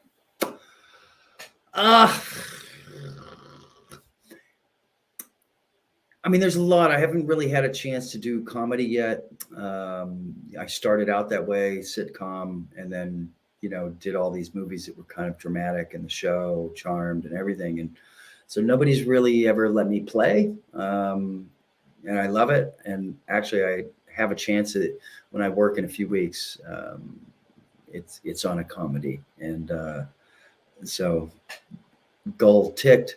But for me, I'm dying to do Western. The other thing I did with Jamie Bernadette, Homestead, and it's kind of a Western. It's set in the late 1900s, homesteading. Not really a cowboy. I wasn't on a horse. There were some gunfights, but wore all the cowboy gear, but not quite. It didn't quite scratch the itch of wanting to do a real Western. I'm a fan of the old West. I'm a fan of the old Westerns, like the John Wayne ones. I love the old John Wayne ones. With McClintock probably being my favorite. It has nothing to do with the whole fight in a mud pit that I fell in love with. Yeah, I would love it. Imagine the filming location. You're just going to be out there, right? Yeah. You're out there. It's beautiful. You got horses. It's a lot of. It's kind of what we did as kids, right? We're like, okay, pew pew, I got you. Right. It's like, I don't know. Okay, Western. Do you like kind of like the John Wayne type Western, or the more darker stuff like we saw from Clint? Which would be a little bit of both. Some of Clint's stuff is just great. But I grew up cutting my teeth on John Wayne westerns. I mean, my mom was a big fan of them, and my grandpa actually was in one of the very first John Wayne movies. He was a real cowboy who rode his horse down from Wyoming to Nevada to help build the dam during the 30s, the big great work project from Roosevelt, the whole thing. So he worked on the Hoover Dam, rode his horse 1,000 miles to get there. And then they were filming some movie there, and my grandpa was a background cowboy that rides up in this one scene. And for his 80th birthday, my brother had found it somewhere. He found the movie. We got on a tape, and my grandpa had never seen it. And we showed it to him, and he was like, well, man, my grandpa was like 6'5", strapping. He was a fucking cowboy, man. And he comes riding up on this horse, pulls its rein, doesn't have any lines. John Wayne's like, you boys get on, blah, blah. And they tear the thing, and he kicks the horse and goes, phew. And we all looked at my grandpa like, what? Like, he was a stud. So, I'd love to have a moment like that and pay homage, not just to John, but, to my grandpa as well. Do you have a particular favorite John Wayne movie? No, I couldn't say that I have a favorite. I don't even remember the title of the one my grandpa was in. He did 100 freaking westerns, didn't he? Oh yeah, he did a lot. It's like I forget at times he did other stuff, but he did. Was it The Good, Bad, and the Ugly? Was that him? Oh no, that was Clint. That was But Clint. He played like a soldier. He played a soldier. Yeah, he did some World War II stuff. An ex-boxer and yeah. Mm-hmm. When you watch cinema though, and you watch John Wayne, and you see the cowboy movies of the 50s, right? There was an acting style that changed once James Dean came about and once Marlon Brando came about. So then when you had Clint Eastwood making this, Leon movies and the whole thing and the spaghetti Western, the acting style changed. And it went from a stagey kind of thing to being more real. So, John had that where he just kind of threw away his lines and talked slow and didn't do anything. And it was the beginning of a transition of how the actor acts. When you look at old cinema, they were doing theater in the movies, right? And it's somewhere in between John Wayne and Clint Eastwood that you see this, now where everything's becoming a little more real. And maybe that had to do with the camera size getting smaller, being able to take it on location and much easier. And, you're giving the actor a real environment so they could be real as opposed to, shooting in the stage at 20th Century Fox, right? And so it's a good study to watch that transition as an actor and just, I think Westerns really showed us the transition of acting and filmmaking more so than any other genre. I mean, I know they still make them, but I don't really watch the newer ones anymore. I think the last new one I saw was Mario Van Peebles. What was that one? Cowboys. Right. That was like the last new one I watched, and that was like, 25 years ago? Right. The favorite Western series. Western series. What was the last one? Bonanza. I'm not a big Yellowstone fan. I tuned into it, and then I realized, it's not set back in time. I thought Yellowstone was like, 1800. Now I watched the 1811 or 12 or whatever that was. I like that, but Yellowstone's like modern era. I was like, so I was a little confused. And then they started making all these prequel shows that. I don't mind the prequel because it's set back in time, right? I like that, but yeah. And now are they going to have to finish that show without Kevin? Who knows? They're killing it over there with all their spinoffs, and I think people love it. And look at some of the names that we're getting. Some of these shows. I think they got they got Harrison Ford, Sam Elliott, Kevin, Costner's like wow. Yeah. Never thought I'd see these guys doing shows. I thought they would only do movies. You know, now you're shooting a show like that in probably 10 days, 12 days. So it's a little more of a filming. The locations aren't as tough. They get a good paycheck. They don't have to be gone for 3 months or 6 months, and go crazy. So I think it might be easier for some of these guys, Harrison Ford, Sam Elliott, who are a little older. You can have a little more of a controlled environment where they're not on location, way out there. It's a little more of a controlled environment for them. And I think that might be attractive, to someone as you get older. When you're younger, you're like, yeah, I'll sleep in the woods. As you get older, you're like, oh yeah, a nice pillow would be great. Yeah, I remember going. I remember, being younger and going, oh, I'm gonna go camp outside on the ground. Yeah. Oh, nice. Now it's like if I lay down on the ground, it's like, oh, nope, never mind. Yeah. Let's go Give back me my to bed, give me my pillow. Yeah. I like a good thread count. So movies like Scarlet and Breakout, or any type of action movie that you do, obviously you have your stunt doubles and all, but how much training do you do? Do you do any like kickboxing or anything like to train, or? No, in my teenage years, I was in karate quite a bit, and I've always been a bit of an athlete, and I run and go to the gym, but I'm not into MMA or boxing or fighting or any of that. I'm just not. I'd rather strike once and run my ass off. So that's kind of my thing. I'm not a fighter. I'm not a boxer. So when you do movies like this, I really rely on the choreography. I was always a dancer. So I can pick up choreography and make it look good. And I'm really flexible. So I can make the fight scene look believable, but I'm no MMA guy. I'm no Sean Patrick Flannery. Or some of these guys are so well trained. And then when it comes to arms, and working guns and stuff like that, I'm not a gun owner, but I've handled a ton on sets. And so, I have done certain classes, training classes with live firearms and going to the range and doing different, scenarios, breaking into buildings and shooters and stuff. So I've handled the gun a lot at the range with professionals that have kind of taught me and walked me through some things.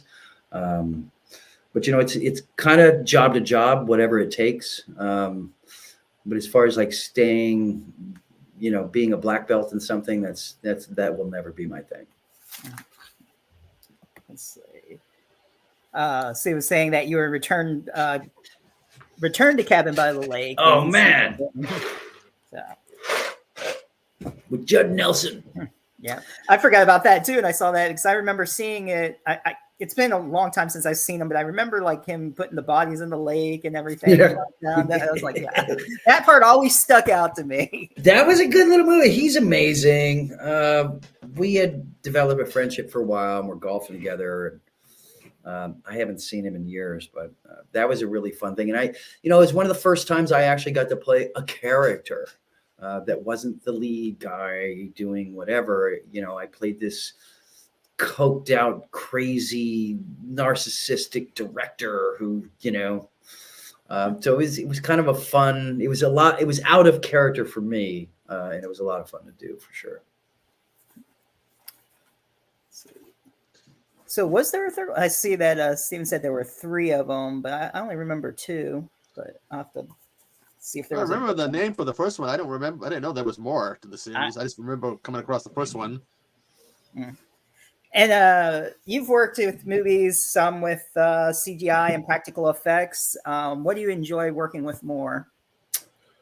Well, CGI definitely helps the audience, but practical effects help the actor, right? For instance, in Sleepwalkers, when the cat attacks me, there was a puppet and there was blood spurting and there's a guy below camera going, squirt, squirt, pull the thing. He's working the puppet, like there it is. Other movies we've had a creature. There's the creature. You can see it. I think it adds to a believability. Charmed, we did a lot of green screen and, you know, pretend stuff. So you're looking at a piece of tape on a wall, and now it's almost like you're playing Dungeons and Dragons, right? I have to imagine what this thing looks like in a piece of tape. Oh my gosh, you know, so for the actor, it's a little more difficult. But for the end result, it's fantastic. If that makes any sense. I think in a lot of movies, bigger budget movies, they try to meld the two together, right? You're going to have a practical effect, and then you're also going to have it, you know, through your CGI as well. I remember seeing a movie called, I think it's called Man-Skeeto, which for the monster, it was a suit from the waist up of this humanoid mosquito thing.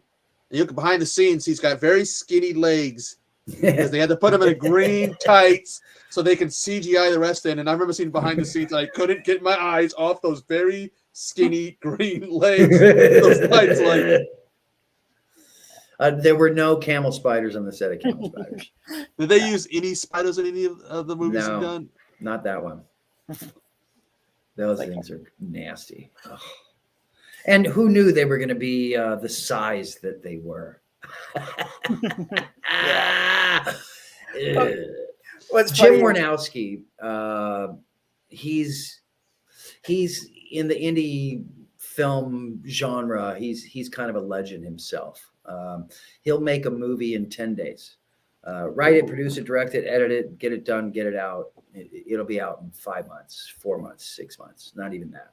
He's legendary, being able to make these movies in literally 8-9 days.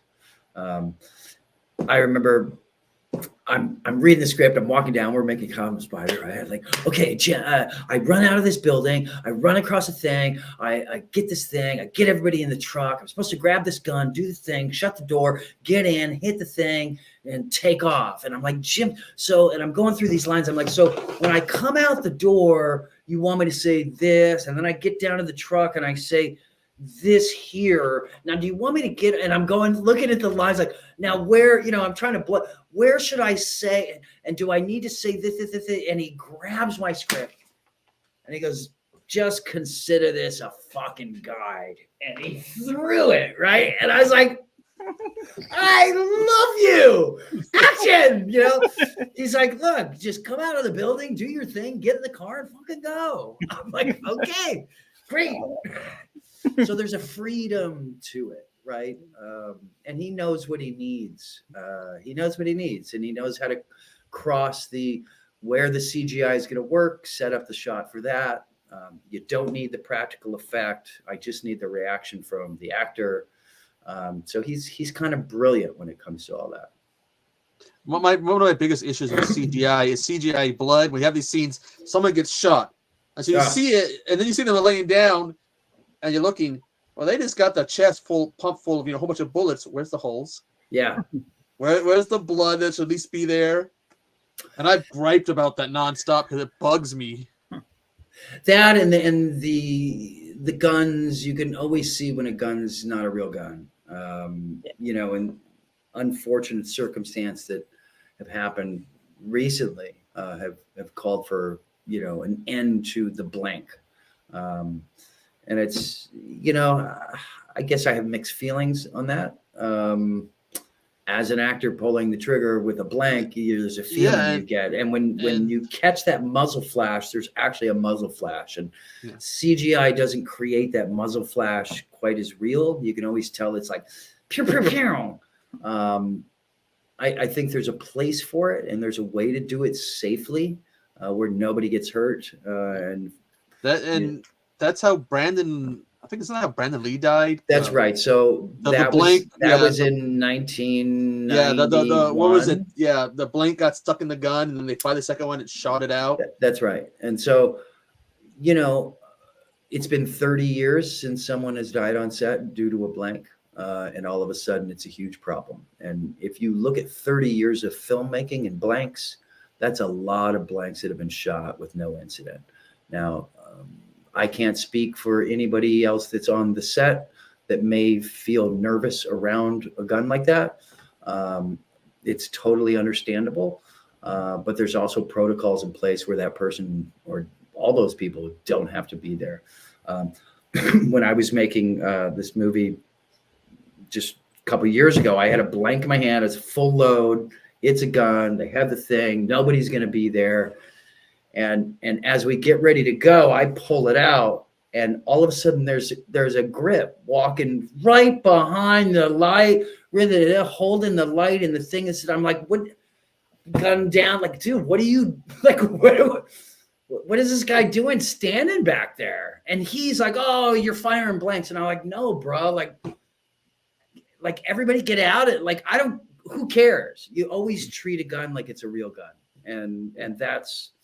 I'm not even a gun owner, but I know that you treat a gun like a real gun. And, you know, I had to learn that on a set. You know, when I first got on a set, they handed me a gun and it's fake and this, and I'm sitting there like, yeah. And guy came right up to me, got in my face, grabbed that gun away, and looked at me and he goes, if I ever see you do that again, I will fucking kick your ass and make sure you never work it, blah, blah, blah, blah, blah.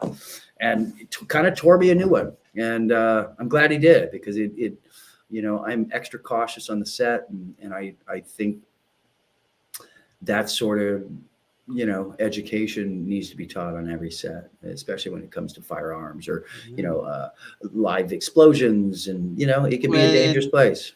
And this year, I think it was the 40th anniversary. I don't want to say anniversary, marked the 40th year since there was a nasty incident on set where there was an explosion. There's Tales from the Dark Side or whatever. Oh, and this marks 40 years. I believe this year marks 40 years. No, it's the helicopter crash. Yes. When it came and it killed those 3 cast members. Twilight Zone. Twilight Zone when the head, yeah. And that this year, I don't know if it was last year or this year, marks 40 years since then. Wow. So it's, I mean, look, you're talking James Cameron, you're kind of Ridley Scott. These guys do some incredible things. You look at, you know, stuntmen are incredible, and they go through some stuff. And sometimes, you know, unfortunately, your crew is actually in the way. They're there. And, you know, I don't think anybody, oh, our stunt guys are tough, right? Oh, your actor's willing to do it. Oh, your cameraman's all about it, right? But there's a lot of people on a set that don't want anything to do with that.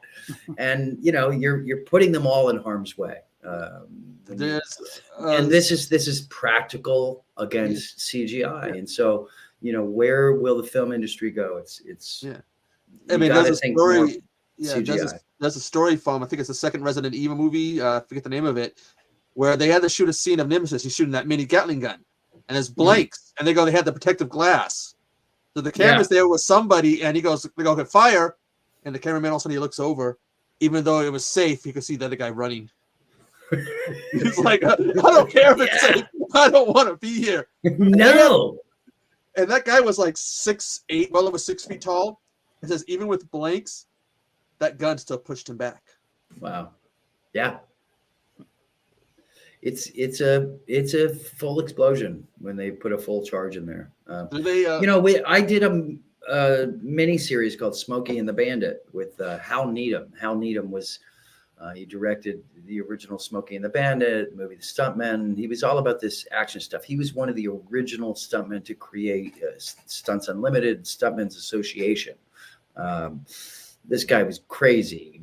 Horse falls, wing walks on planes with no tether, like falling from tall buildings. This guy did everything.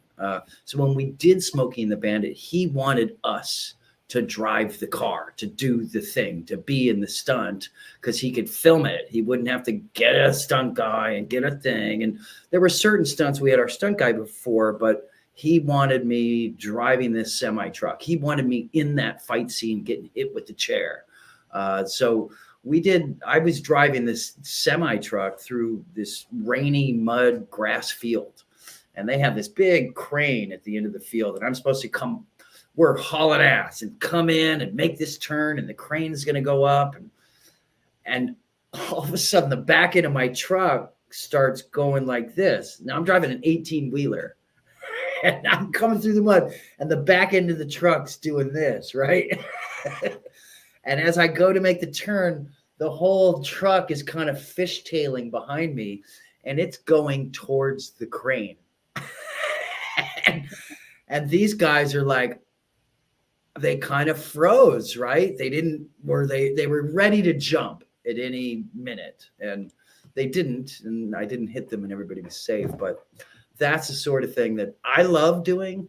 But again, you're putting it in the hands of an actor who thinks he can be a stunt guy as opposed to a professional stunt guy, and that's how people get hurt. Yeah, I mean, look at Jackie Chan. Hey, look at Jackie. Hey, man, look at Jackie Chan. He did all his stunts, and just watch those bloopers. He gets hurt. Oh yeah, broken bones, concussions, all kinds of stuff. I mean, you want to do it. You want to do as much as you can for yourself, for acting, to be in it. It's not really an ego thing. It's, I want to do the stunt so the audience always sees my face and knows it's me, so they can be more, so they can have the fantasy of believing it more, right? And I think that's where Tom Cruise comes in a lot. He wants the audience to see it's him doing it. You don't want to cut away and know it's a stunt guy, and it's all about keeping you in the movie more, right? So I think that's kind of the idea of wanting to do it. And you hear Nicolas Cage, when he explained this whole thing, it was like, sometimes you have to be the stuntman as a lead actor. Sometimes you got to be the stuntman. Sometimes you got to be the producer. Sometimes you got to be the director. Sometimes you got to be the actor. But sometimes you got to know how to drive that car fast. You got to know how to throw a punch. You got to know how to fall on the ground. So there's, if you ever want to be an actor, being well-rounded, driving the car, being in a fight scene, learning how to fall, there's a physicality that I think a lot of people don't truly understand that you got to have as an actor. So much of it is like, oh, can I talk? Can I memorize lines? Well, at a certain point, you gotta also be, gotta be able to do some stuff. If you could be in a comic book film, would you go Marvel or DC? Who called first? Well, we almost got a third series of comic book movies from Valiant when they did that one with Van Diesel, Bloodspot. But I guess it didn't pan out too good. I mean, I go Robert Downey Jr. Wherever he's at, I'm following. And, that puts you in the Marvel verse. That's where I want to be. To me, he's one of the greatest actors that we have today. And he was great as Tony Stark. He's phenomenal in everything he does. And I think it legitimizes the world and Iron Man and Avengers and all of it. I don't know that DC's proven itself on that end of it. I mean, listen, yes and no, and this is a big debate, but I think it's really hard to get past Robert Downey Jr. and I think the legitimacy of the world. With Marvel versus DC, Marvel does great movies. DC doesn't, but DC for a while there, they had the Arrowverse, was doing some awesome TV shows. Right. Now that's pretty much TV's dead. a whole different thing. Their TV world is doing well. But I think when you get into the big box movie theater, although we did have that crossover, a year or two ago, between the movies and the TV show, that cameo they kept secret. They said they had limited people on set when they had Flash from the movies. Yeah. Show up. He's like, and I was watching that scene. I had to go look up that clip. When he's just standing there, he turns around and there's the two Flashes, and they're like poking each other's suits. Like, whoa, that's cool. I mean, that would be fun. Listen, being on something like that on the WB, being in a television show, DC like that, The Flash or whatever it would be, that would be a fun job to show up to 5 days a week for 6-8 months a year. I mean, come on. If I couldn't be in a Marvel movie, I'd love a DC television show. Again, who called first? Exactly. I'm in. Hey, I'm in. We got, I love them both. Hey, DC right now. We got James Gunn right now in DC. Okay, good. Hey, James, what's up? Thanks for watching. He's on next week, but if He's you on want next to, week. What they Tell him I need to said do hi. what they need to do with DC is bring back the Swamp Thing show. That Starring was Brian an Krause. awesome. They need a good O'Kane, an evil guy out to cause trouble. Because what do you prefer, playing a good guy or a bad guy?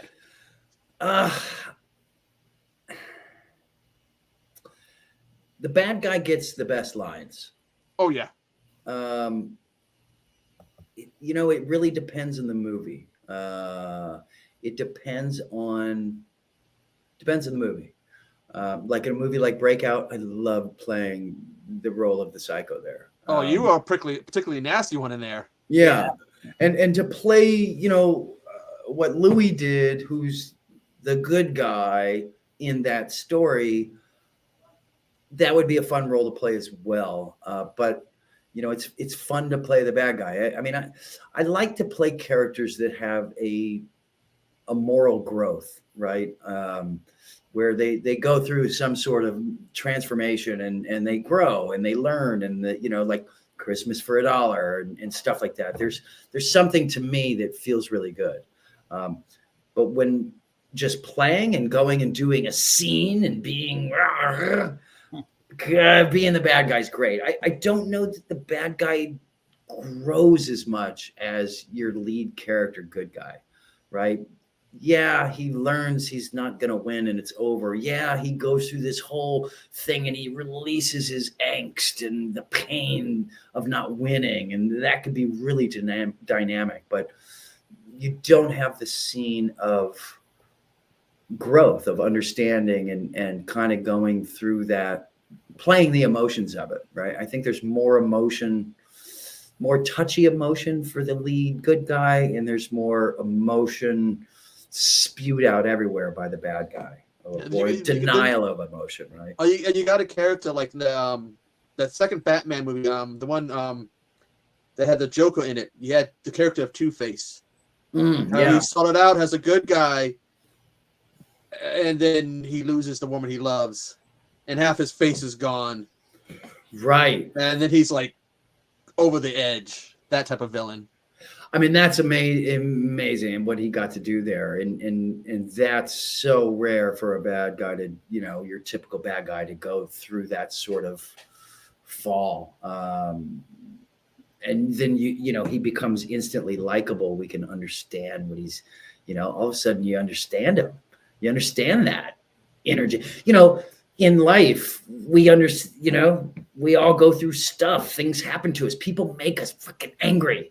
And so, we identify with some of these bad guys because like, oh, wouldn't it be cool to do that when that guy pissed me off? Like, yeah, it also, because like one of those things, going with the Two-Face thing, is you go back to the comic book Batman Killing Joke, the monologue about one bad day. That's all it takes is one bad day. And that was the Joker's, kind of thing, like one bad day, that's all that separates you from me. Yeah. Just going completely ape shit and, dress up as a clown and killing a whole bunch of people. Yeah, one bad day. It's a great couple of those. it's a great monologue. He goes on about one bad day, even telling Batman, I can tell you had one bad day and now you dress up as a rodent. Yeah. Classic. What else here? Also, I want to talk about Ashes a little bit too. Oh man, that was a good one. What was it like transforming into like having the virus later on and everything? That process takes. That was fun. That was like case one, right? It's too bad that didn't get more play. There was a really great script, and I had so much fun making it. And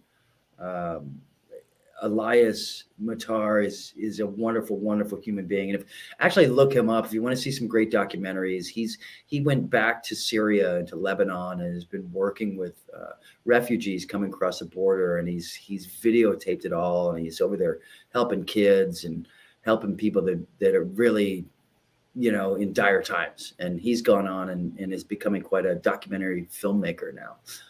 But this movie itself was one of his first forays into filmmaking, and such a good script. And so the idea of being patient one, being the first zombie in the apocalypse, if you will, there's this whole idea of you don't know it, right? You just think you're sick. You're just, it's hard to put that together. It's, if you could imagine COVID, like who was the first person that was sick? Would you be sitting there going, oh my gosh, I think I just got everybody sick? Like, you wouldn't know this. And that's kind of where we're coming. So when it finally took me over, it was, kind of that giving into it. It was fun, but again, a good guy that, things go horribly wrong. I remember we were doing one scene and, I'm blue in the makeup and I'm sweating and I'm kind of bloody and I've killed people. And I'm like, all right, I'm coming down this hallway and there's shit everywhere. People are killing people. And I'm like, okay, should I go full zombie? Drag the leg like, ooh. And he's like, no. Never. Boy, you never go full zombie. Never go full zombie. Except for yeah. It's like Tropic Thunder, right? Yeah. Never go. That's why I said that. Never go full zombie. That's the new line. But I'd come on set and before he rolled the camera, I'd rehearse and I'd be dragging my leg, coming in. And he's like, no. I'm like, don't worry. I'm just I'm getting it out. Just figuring it out, man. Yeah, you got to get that out before, Just go down the. I won't go full zombie when you call action. We have to go. But I so want to, right? Like, whoa. Brains. Exactly. I mean, come on. What actor doesn't want to do that, right? It's like I wanted to. I think it was at Walker Stalker Con, the first one, Walking Dead convention they did, and they had it where you could be an extra in The Walking Dead, and I wanted to do that, and they put you. Not that I need a zombie class, really, but I mean they had like a zombie class, but then you had to be a resident in Georgia or Atlanta or whatever, and I was like, damn, sure. I'm not. It almost made me want to just get a PO box. Yeah. I can't remember what movie it was. Like they're doing behind the scenes. I'm like, oh, they have a guy who does choreography for how the zombies are supposed to act. Sure. And then all these people were upset because they were like, "We don't need no choreographer. We've seen the movies. We know how they move. We don't need someone to tell us how to do it, how to walk and act like a corpse. We've seen the movies." Yeah, right. But they forget, it's like those things I forget. There's different types of zombies. There's the Romero zombies. Mm-hmm.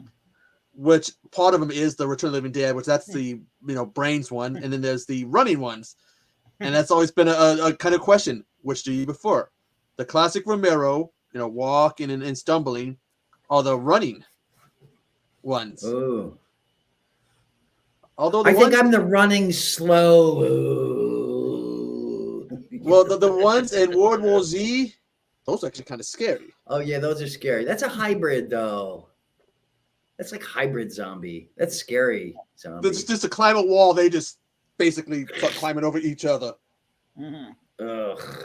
I think that's what made them scary. It's just like that. Yeah, they don't stop. Mm-hmm.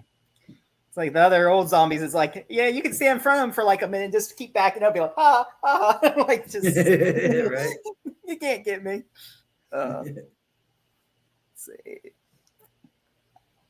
Darla said he kind of acted like a zombie at the end of Sleepwalkers.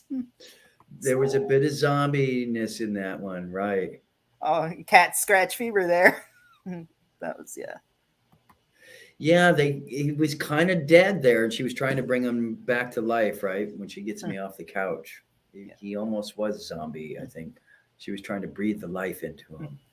Yeah, Patrick Cheetah was saying earlier, how many cats do you own? Do you have any cats? Or I don't. I've had a couple in my day. I've owned a few cats. I don't have any pets now, unfortunately. Cats are evil. I'm dealing with one right now that is decided the last few nights that the right to sleep is not mine. And she gets worse each night. And last night she was really bad. So I'm praying tonight she decides, let me sleep. I keep my door open for my dog at nighttime, sir. But now I'm gonna start coming to close it or something because I really would like to sleep at night.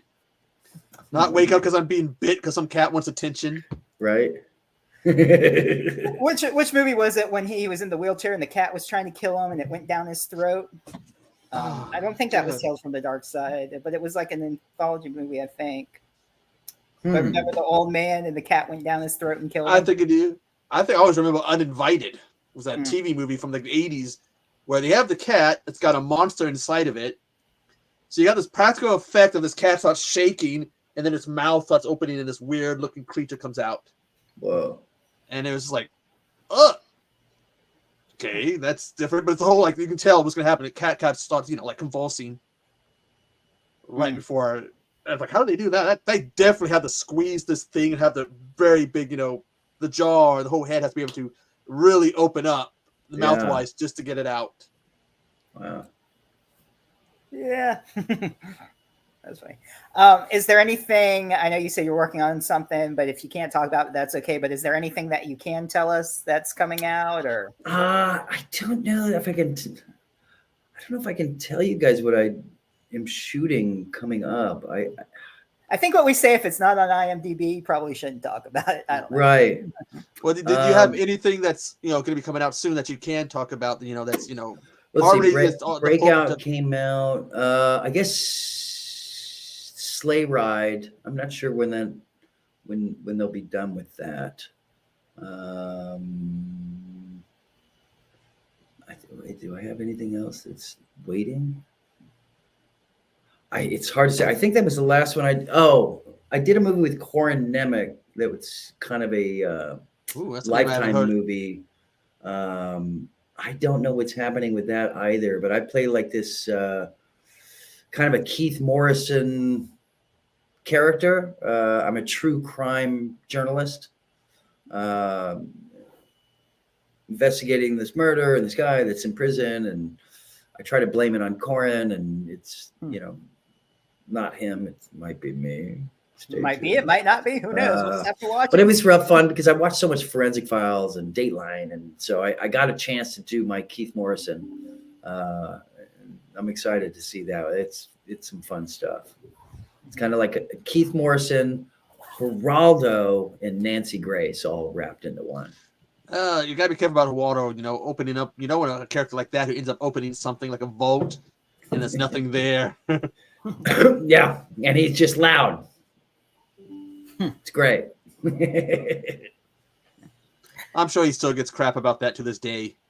Yeah, Geraldo's. It's funny. People have. He's been politicized. Haven't they all, though? Haven't they all? So those two, and then this movie coming up is. All I can say is I'm really excited about it. Someone that we mentioned earlier. I'm actually working with him in a few weeks, and I'm so freaking stoked. Dream come true, knocking down goals. I'm blessed and lucky, and I get to be funny. So there's all the hints of who that might be with. Get to be funny. So, it's going to be amazing. We'll definitely check that out. And it's not Die Hard, but it Die Something. Well, then, of course, according to IMDb, they have that's not how you spell Wendigo. The Wendigo. That's like, isn't it supposed to be an E, not an I? What the hell? Wendigo? Wendigo. I don't know. We had a Wendigo in Charmed, and then making Wendigo the movie. I don't know. That's with Gabe Torres, who I had worked with in a movie called December in 1991. So it was nice to reconnect with him, and he's a longtime filmmaker and photographer and good friend. So working with him on that one loved it.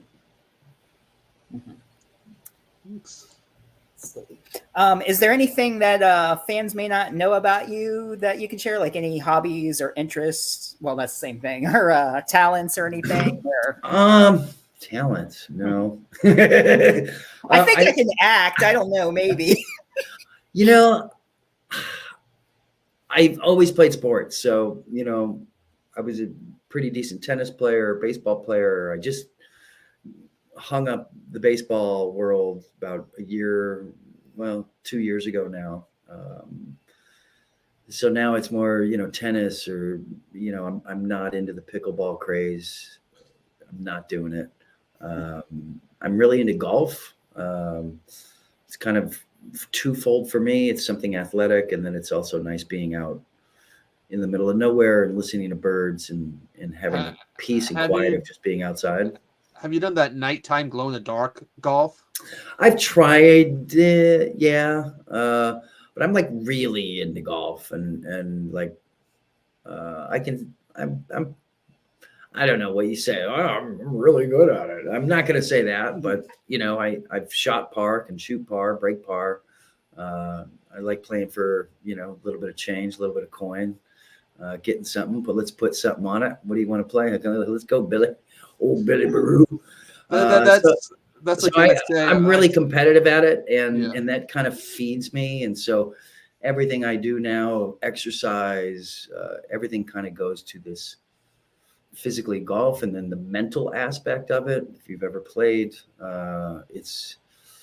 there's nothing that imitates life, right, as much as golf. You hit your ball, it winds up in shit, and you have to deal with it, right? You can't get pissed, you can't get angry, you can get whatever you want, but you still got to deal with it. And it's like life, right? Sometimes you wake up and you got a flat fucking tire, and you can be pissed all you want, but you still got to deal with it. And that's what I like about golf, is it challenges me to remain calm and find my zen. And it's helped me a lot here, especially everything been through the last few months with my son. Now I'm not even competitive. I just like to just. Do you ever take him golfing with you?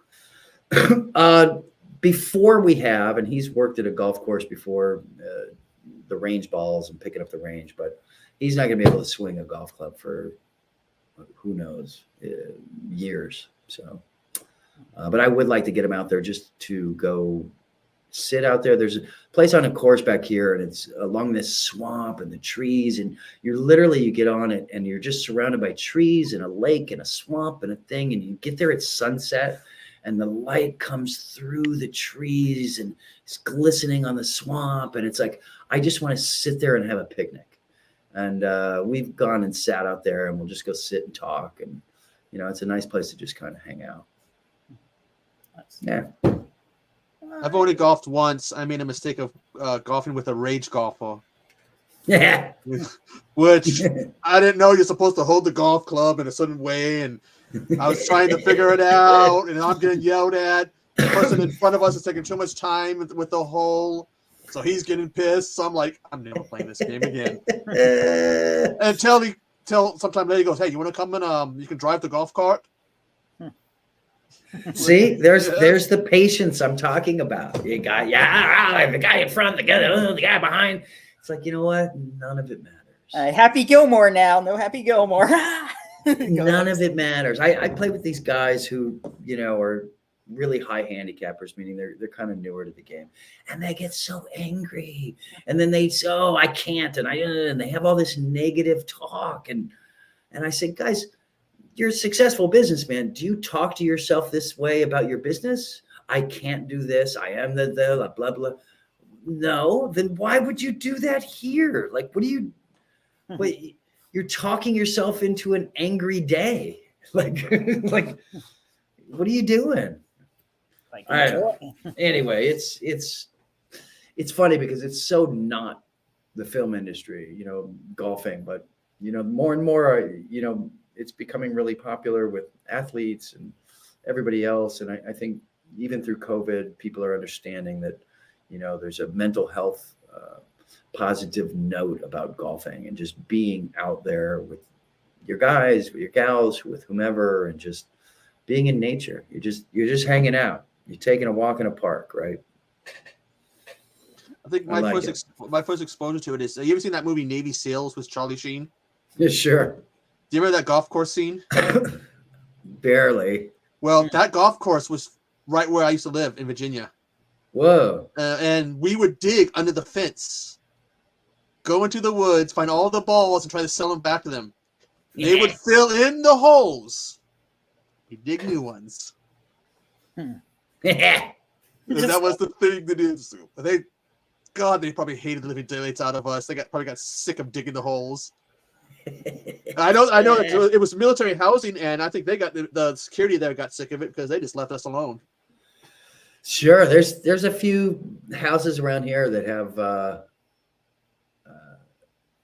they have a whole setup, a little card table and thing, and they got all their balls out there and thing, and you just show up, you put a couple dollars in, take some balls, and somebody's kids out there, finding, and they got all the balls. It's like sometimes I wonder, I'm like, oh, did your little kid run out there and just, are you stealing balls?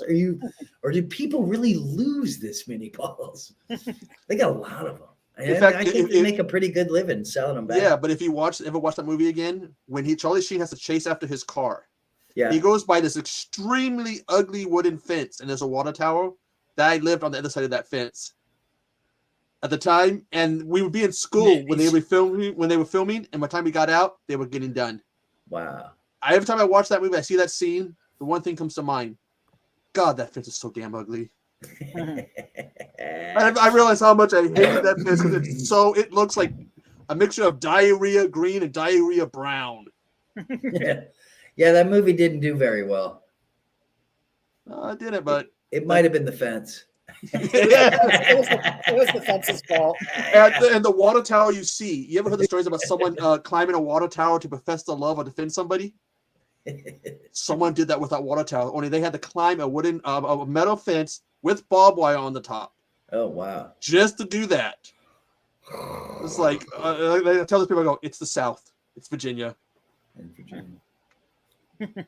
Darla said she lives in Virginia too. My ex-wife's from Virginia. It's Chester. Yeah, that's it, Chester. I did Virginia Beach. Virginia Beach. Yeah, she was closer to Richmond. They had those hurricanes a couple of years ago out there, and one of my uncles was like, "Hey," he was out there working. I want to go watch the hurricane, and I'm thinking, "No, you don't. I've seen them. Stay inside. Don't go stand on the balcony to watch a hurricane." I just sleep through hurricanes. That's all. I'm good. Yeah, I'm lucky up here in Georgia. I don't think I'll have to deal with that.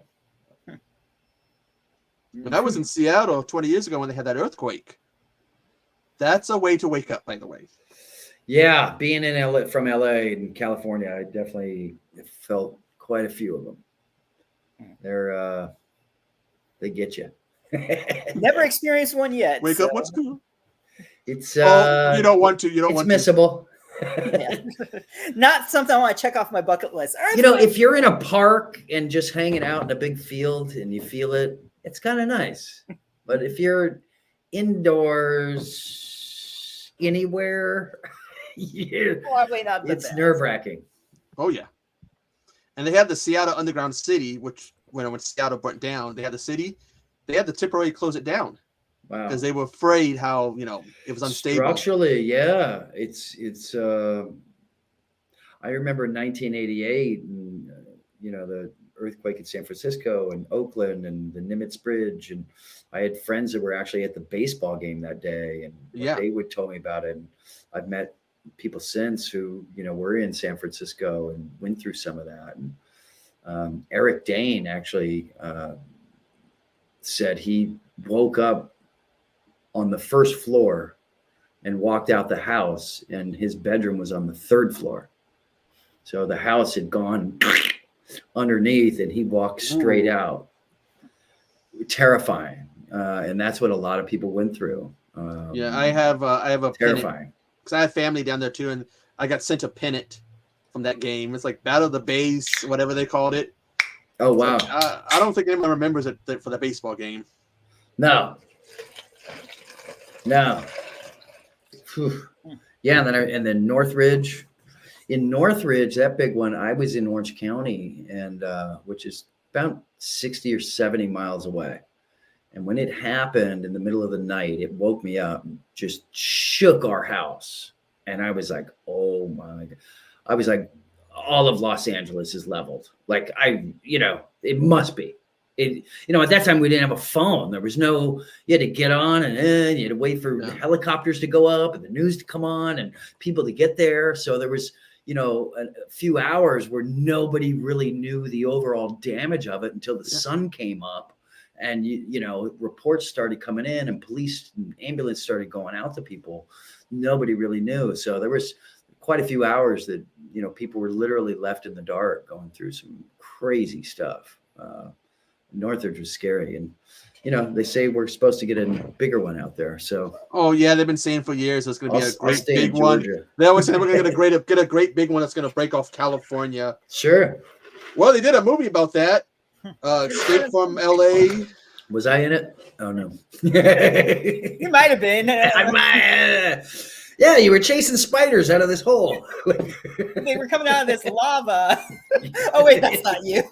Well, yeah, I know there's other movies that have done earthquakes and have had spiders come out other than lava lantula. They're just like, it's an earthquake. Guess what comes out of the ground? Spiders. Oh no, I did supernova. That's right. The Earth was. That was at us. Never mind. There were earthquakes, but it wasn't an earthquake. It was some other natural disaster event there, whatever. I like those disaster movies. They're pretty fun sometimes, and to me it's like a formula to them. You have the disaster, you have somebody who knows what's going on, and they're trying to save the day, and then you have the people they're trying to save, and you have somebody who's trying to stop them from saving them or whatever. Right, because he says, "Oh, you're crazy and you're stupid. And you don't know what you're talking about." And I love your girl. You can't love her. I'm gonna save her, and you trying to be a jerk. Right. Oh, what was it? In the core it was, well, I kind of helped cause the problem. Yeah, exactly. Whoops. So we can't fix it because I started it. Oh. I gotta hide that I helped cause the problem. You didn't warn everybody the reactors are going to blow. I got to get to my family. The phones aren't working. Oh my gosh. Almost like the Stand when he just hurries up and leaves. Oh, the baby. Camden, you have to close the gate. Exactly. Yeah, it's a good scene. It must be kind of weird. Like you got to sit there and act, okay, now you got to act like you're in a storm. Act like there's the ground shaking, and it's tough. And when you're in there and you're making the movie like that, it's some of those scenes can be it's tough. It's tough. You're like, okay, this is where the cheese comes in, right? It's like, but then you got to realize, like, okay, there's people who love this, right? There's people who love these movies. I've had people come up, at Comic-Con and stuff like, oh man, I love the supernova or this or that or this disaster. And I'm like, man, really? And you forget as an actor sometimes, like, people really consume these. There's a reason we're making so many of them, and Sharknadoes of the world, right? Is it people? It's a nice escape, right? It's all fantasy. It's all pretends. It's a nice escape. And I think that's sometimes as an actor, you get in there and you're like, oh man, this is so bad. Like, oh shit, everybody hold on. It's hard not to be, almost make fun of yourself or makes fun of it as you're doing it. And, it takes a lot of focus to actually just really stay in that and then play it as real as you can. You also got the one character that everyone falls in love with, but they got to die. They got to die. Volcano, you had the guy who you fell in love with, but he fell into the lava or something. Some character you fall in love with, and then you get mad. No! It's true. You were speaking about conventions and stuff. You recently did Spooky, of course. Any other plans for upcoming ones, or not as of yet? I don't have any plans for any as of yet. We're trying to get into a couple, but I don't have any confirmation on any as of yet. Looks like I'll do this little job here in a few weeks, and then I think that's it. Wait till our industry kind of kicks back up, and hopefully the new year brings that DC television show or Marvel movie. Let's go. Yeah. We'll have that going on. There's a lot of hey, James Gunn. There's a lot of characters who need a show, a movie. I'm just saying. Look, James, what do you think of the hair? Should I shave? Hey! Give us a Dr. Fate show. Here's your Dr. Fate. Yeah. Okay. Do you need my feet? Are we going Tarantino? No, Dr. Fate. Dr. Fate. No. Dr. Fate. They got to feed him quickly. Hey, they got a lot of libraries of a lot of characters who, maybe can get a little love. We'll see. I hope doing this movie here gets a little attention and pushes me kind of into the room again, being talked about, and people that are hireable. So it's you hope you get a little momentum coming from this one, and I think we'll have more to look forward to in the new year. Yeah. It's good. It's good. We're going to see a lot more movies and that was stopped, like Deadpool 3. Movies that were stopped, shows and stuff be coming back. Nobody screaming at the TV, I'm bored. I've already seen this episode like 800 times. Yeah, that and reality TV. It's like, come on, bring our shows back. No, it's not reality TV. It's dis-reality. Okay, there you go. Okay, in this scene, we need to make you act like you really cheated on your wife. Right. Just act like it. Oh, you got drunk and got into a fight. That's all you got to do. There you go. Yep. Well, we're coming up over 2 hours and 16 minutes. Yeah, I got to bounce, guys. Yeah, anything else you want to leave us with? Or, yeah, I'm glad you came. Thank you. So, yeah. Well, go see everything Kevin Hart next year. That's all I got to say. All right, we'll do that. Thanks again, and you're always welcome back. Maybe talk about some other stuff once it comes out. So yeah, fantastic. I would love that. All right, have a good night. All right, guys, thank you so much, and be well. And if I don't talk to you, have a great holiday or whatever you celebrate. And Darla, thank you, and thank you everybody else that's tuned in. Chadwick and Patrick and everybody else who's watching the rerun too. Yeah, thank you all. It's getting late, so yeah. I know how if you watch Christmas for $1, or if you watch what was the other one, Supernova. Nobody wants any more camel spiders. Camel what? Yeah, just look them up on Tubi and just ignore that one movie. Which, why the hell, when you say camel spiders, do I picture a spider with a big hump on the back? That would have been funny, camel spider. We're just riding them into town. Every time I hear that, careful, they spit. Yeah, is it one hump or two? Yeah, every time I hear the word camel spider, that's what I'm picturing in my head, and I can't get that out of my head. It's like on that Pleasant Dreams, everybody. Merry Christmas. All right. Well, thanks again. Take care. Good holiday, New Year, and best of luck everything you do in the future. All right, you too, guys. Check out. All right. Bye. See you. Peace. Have a good night. All right, you too. Bye.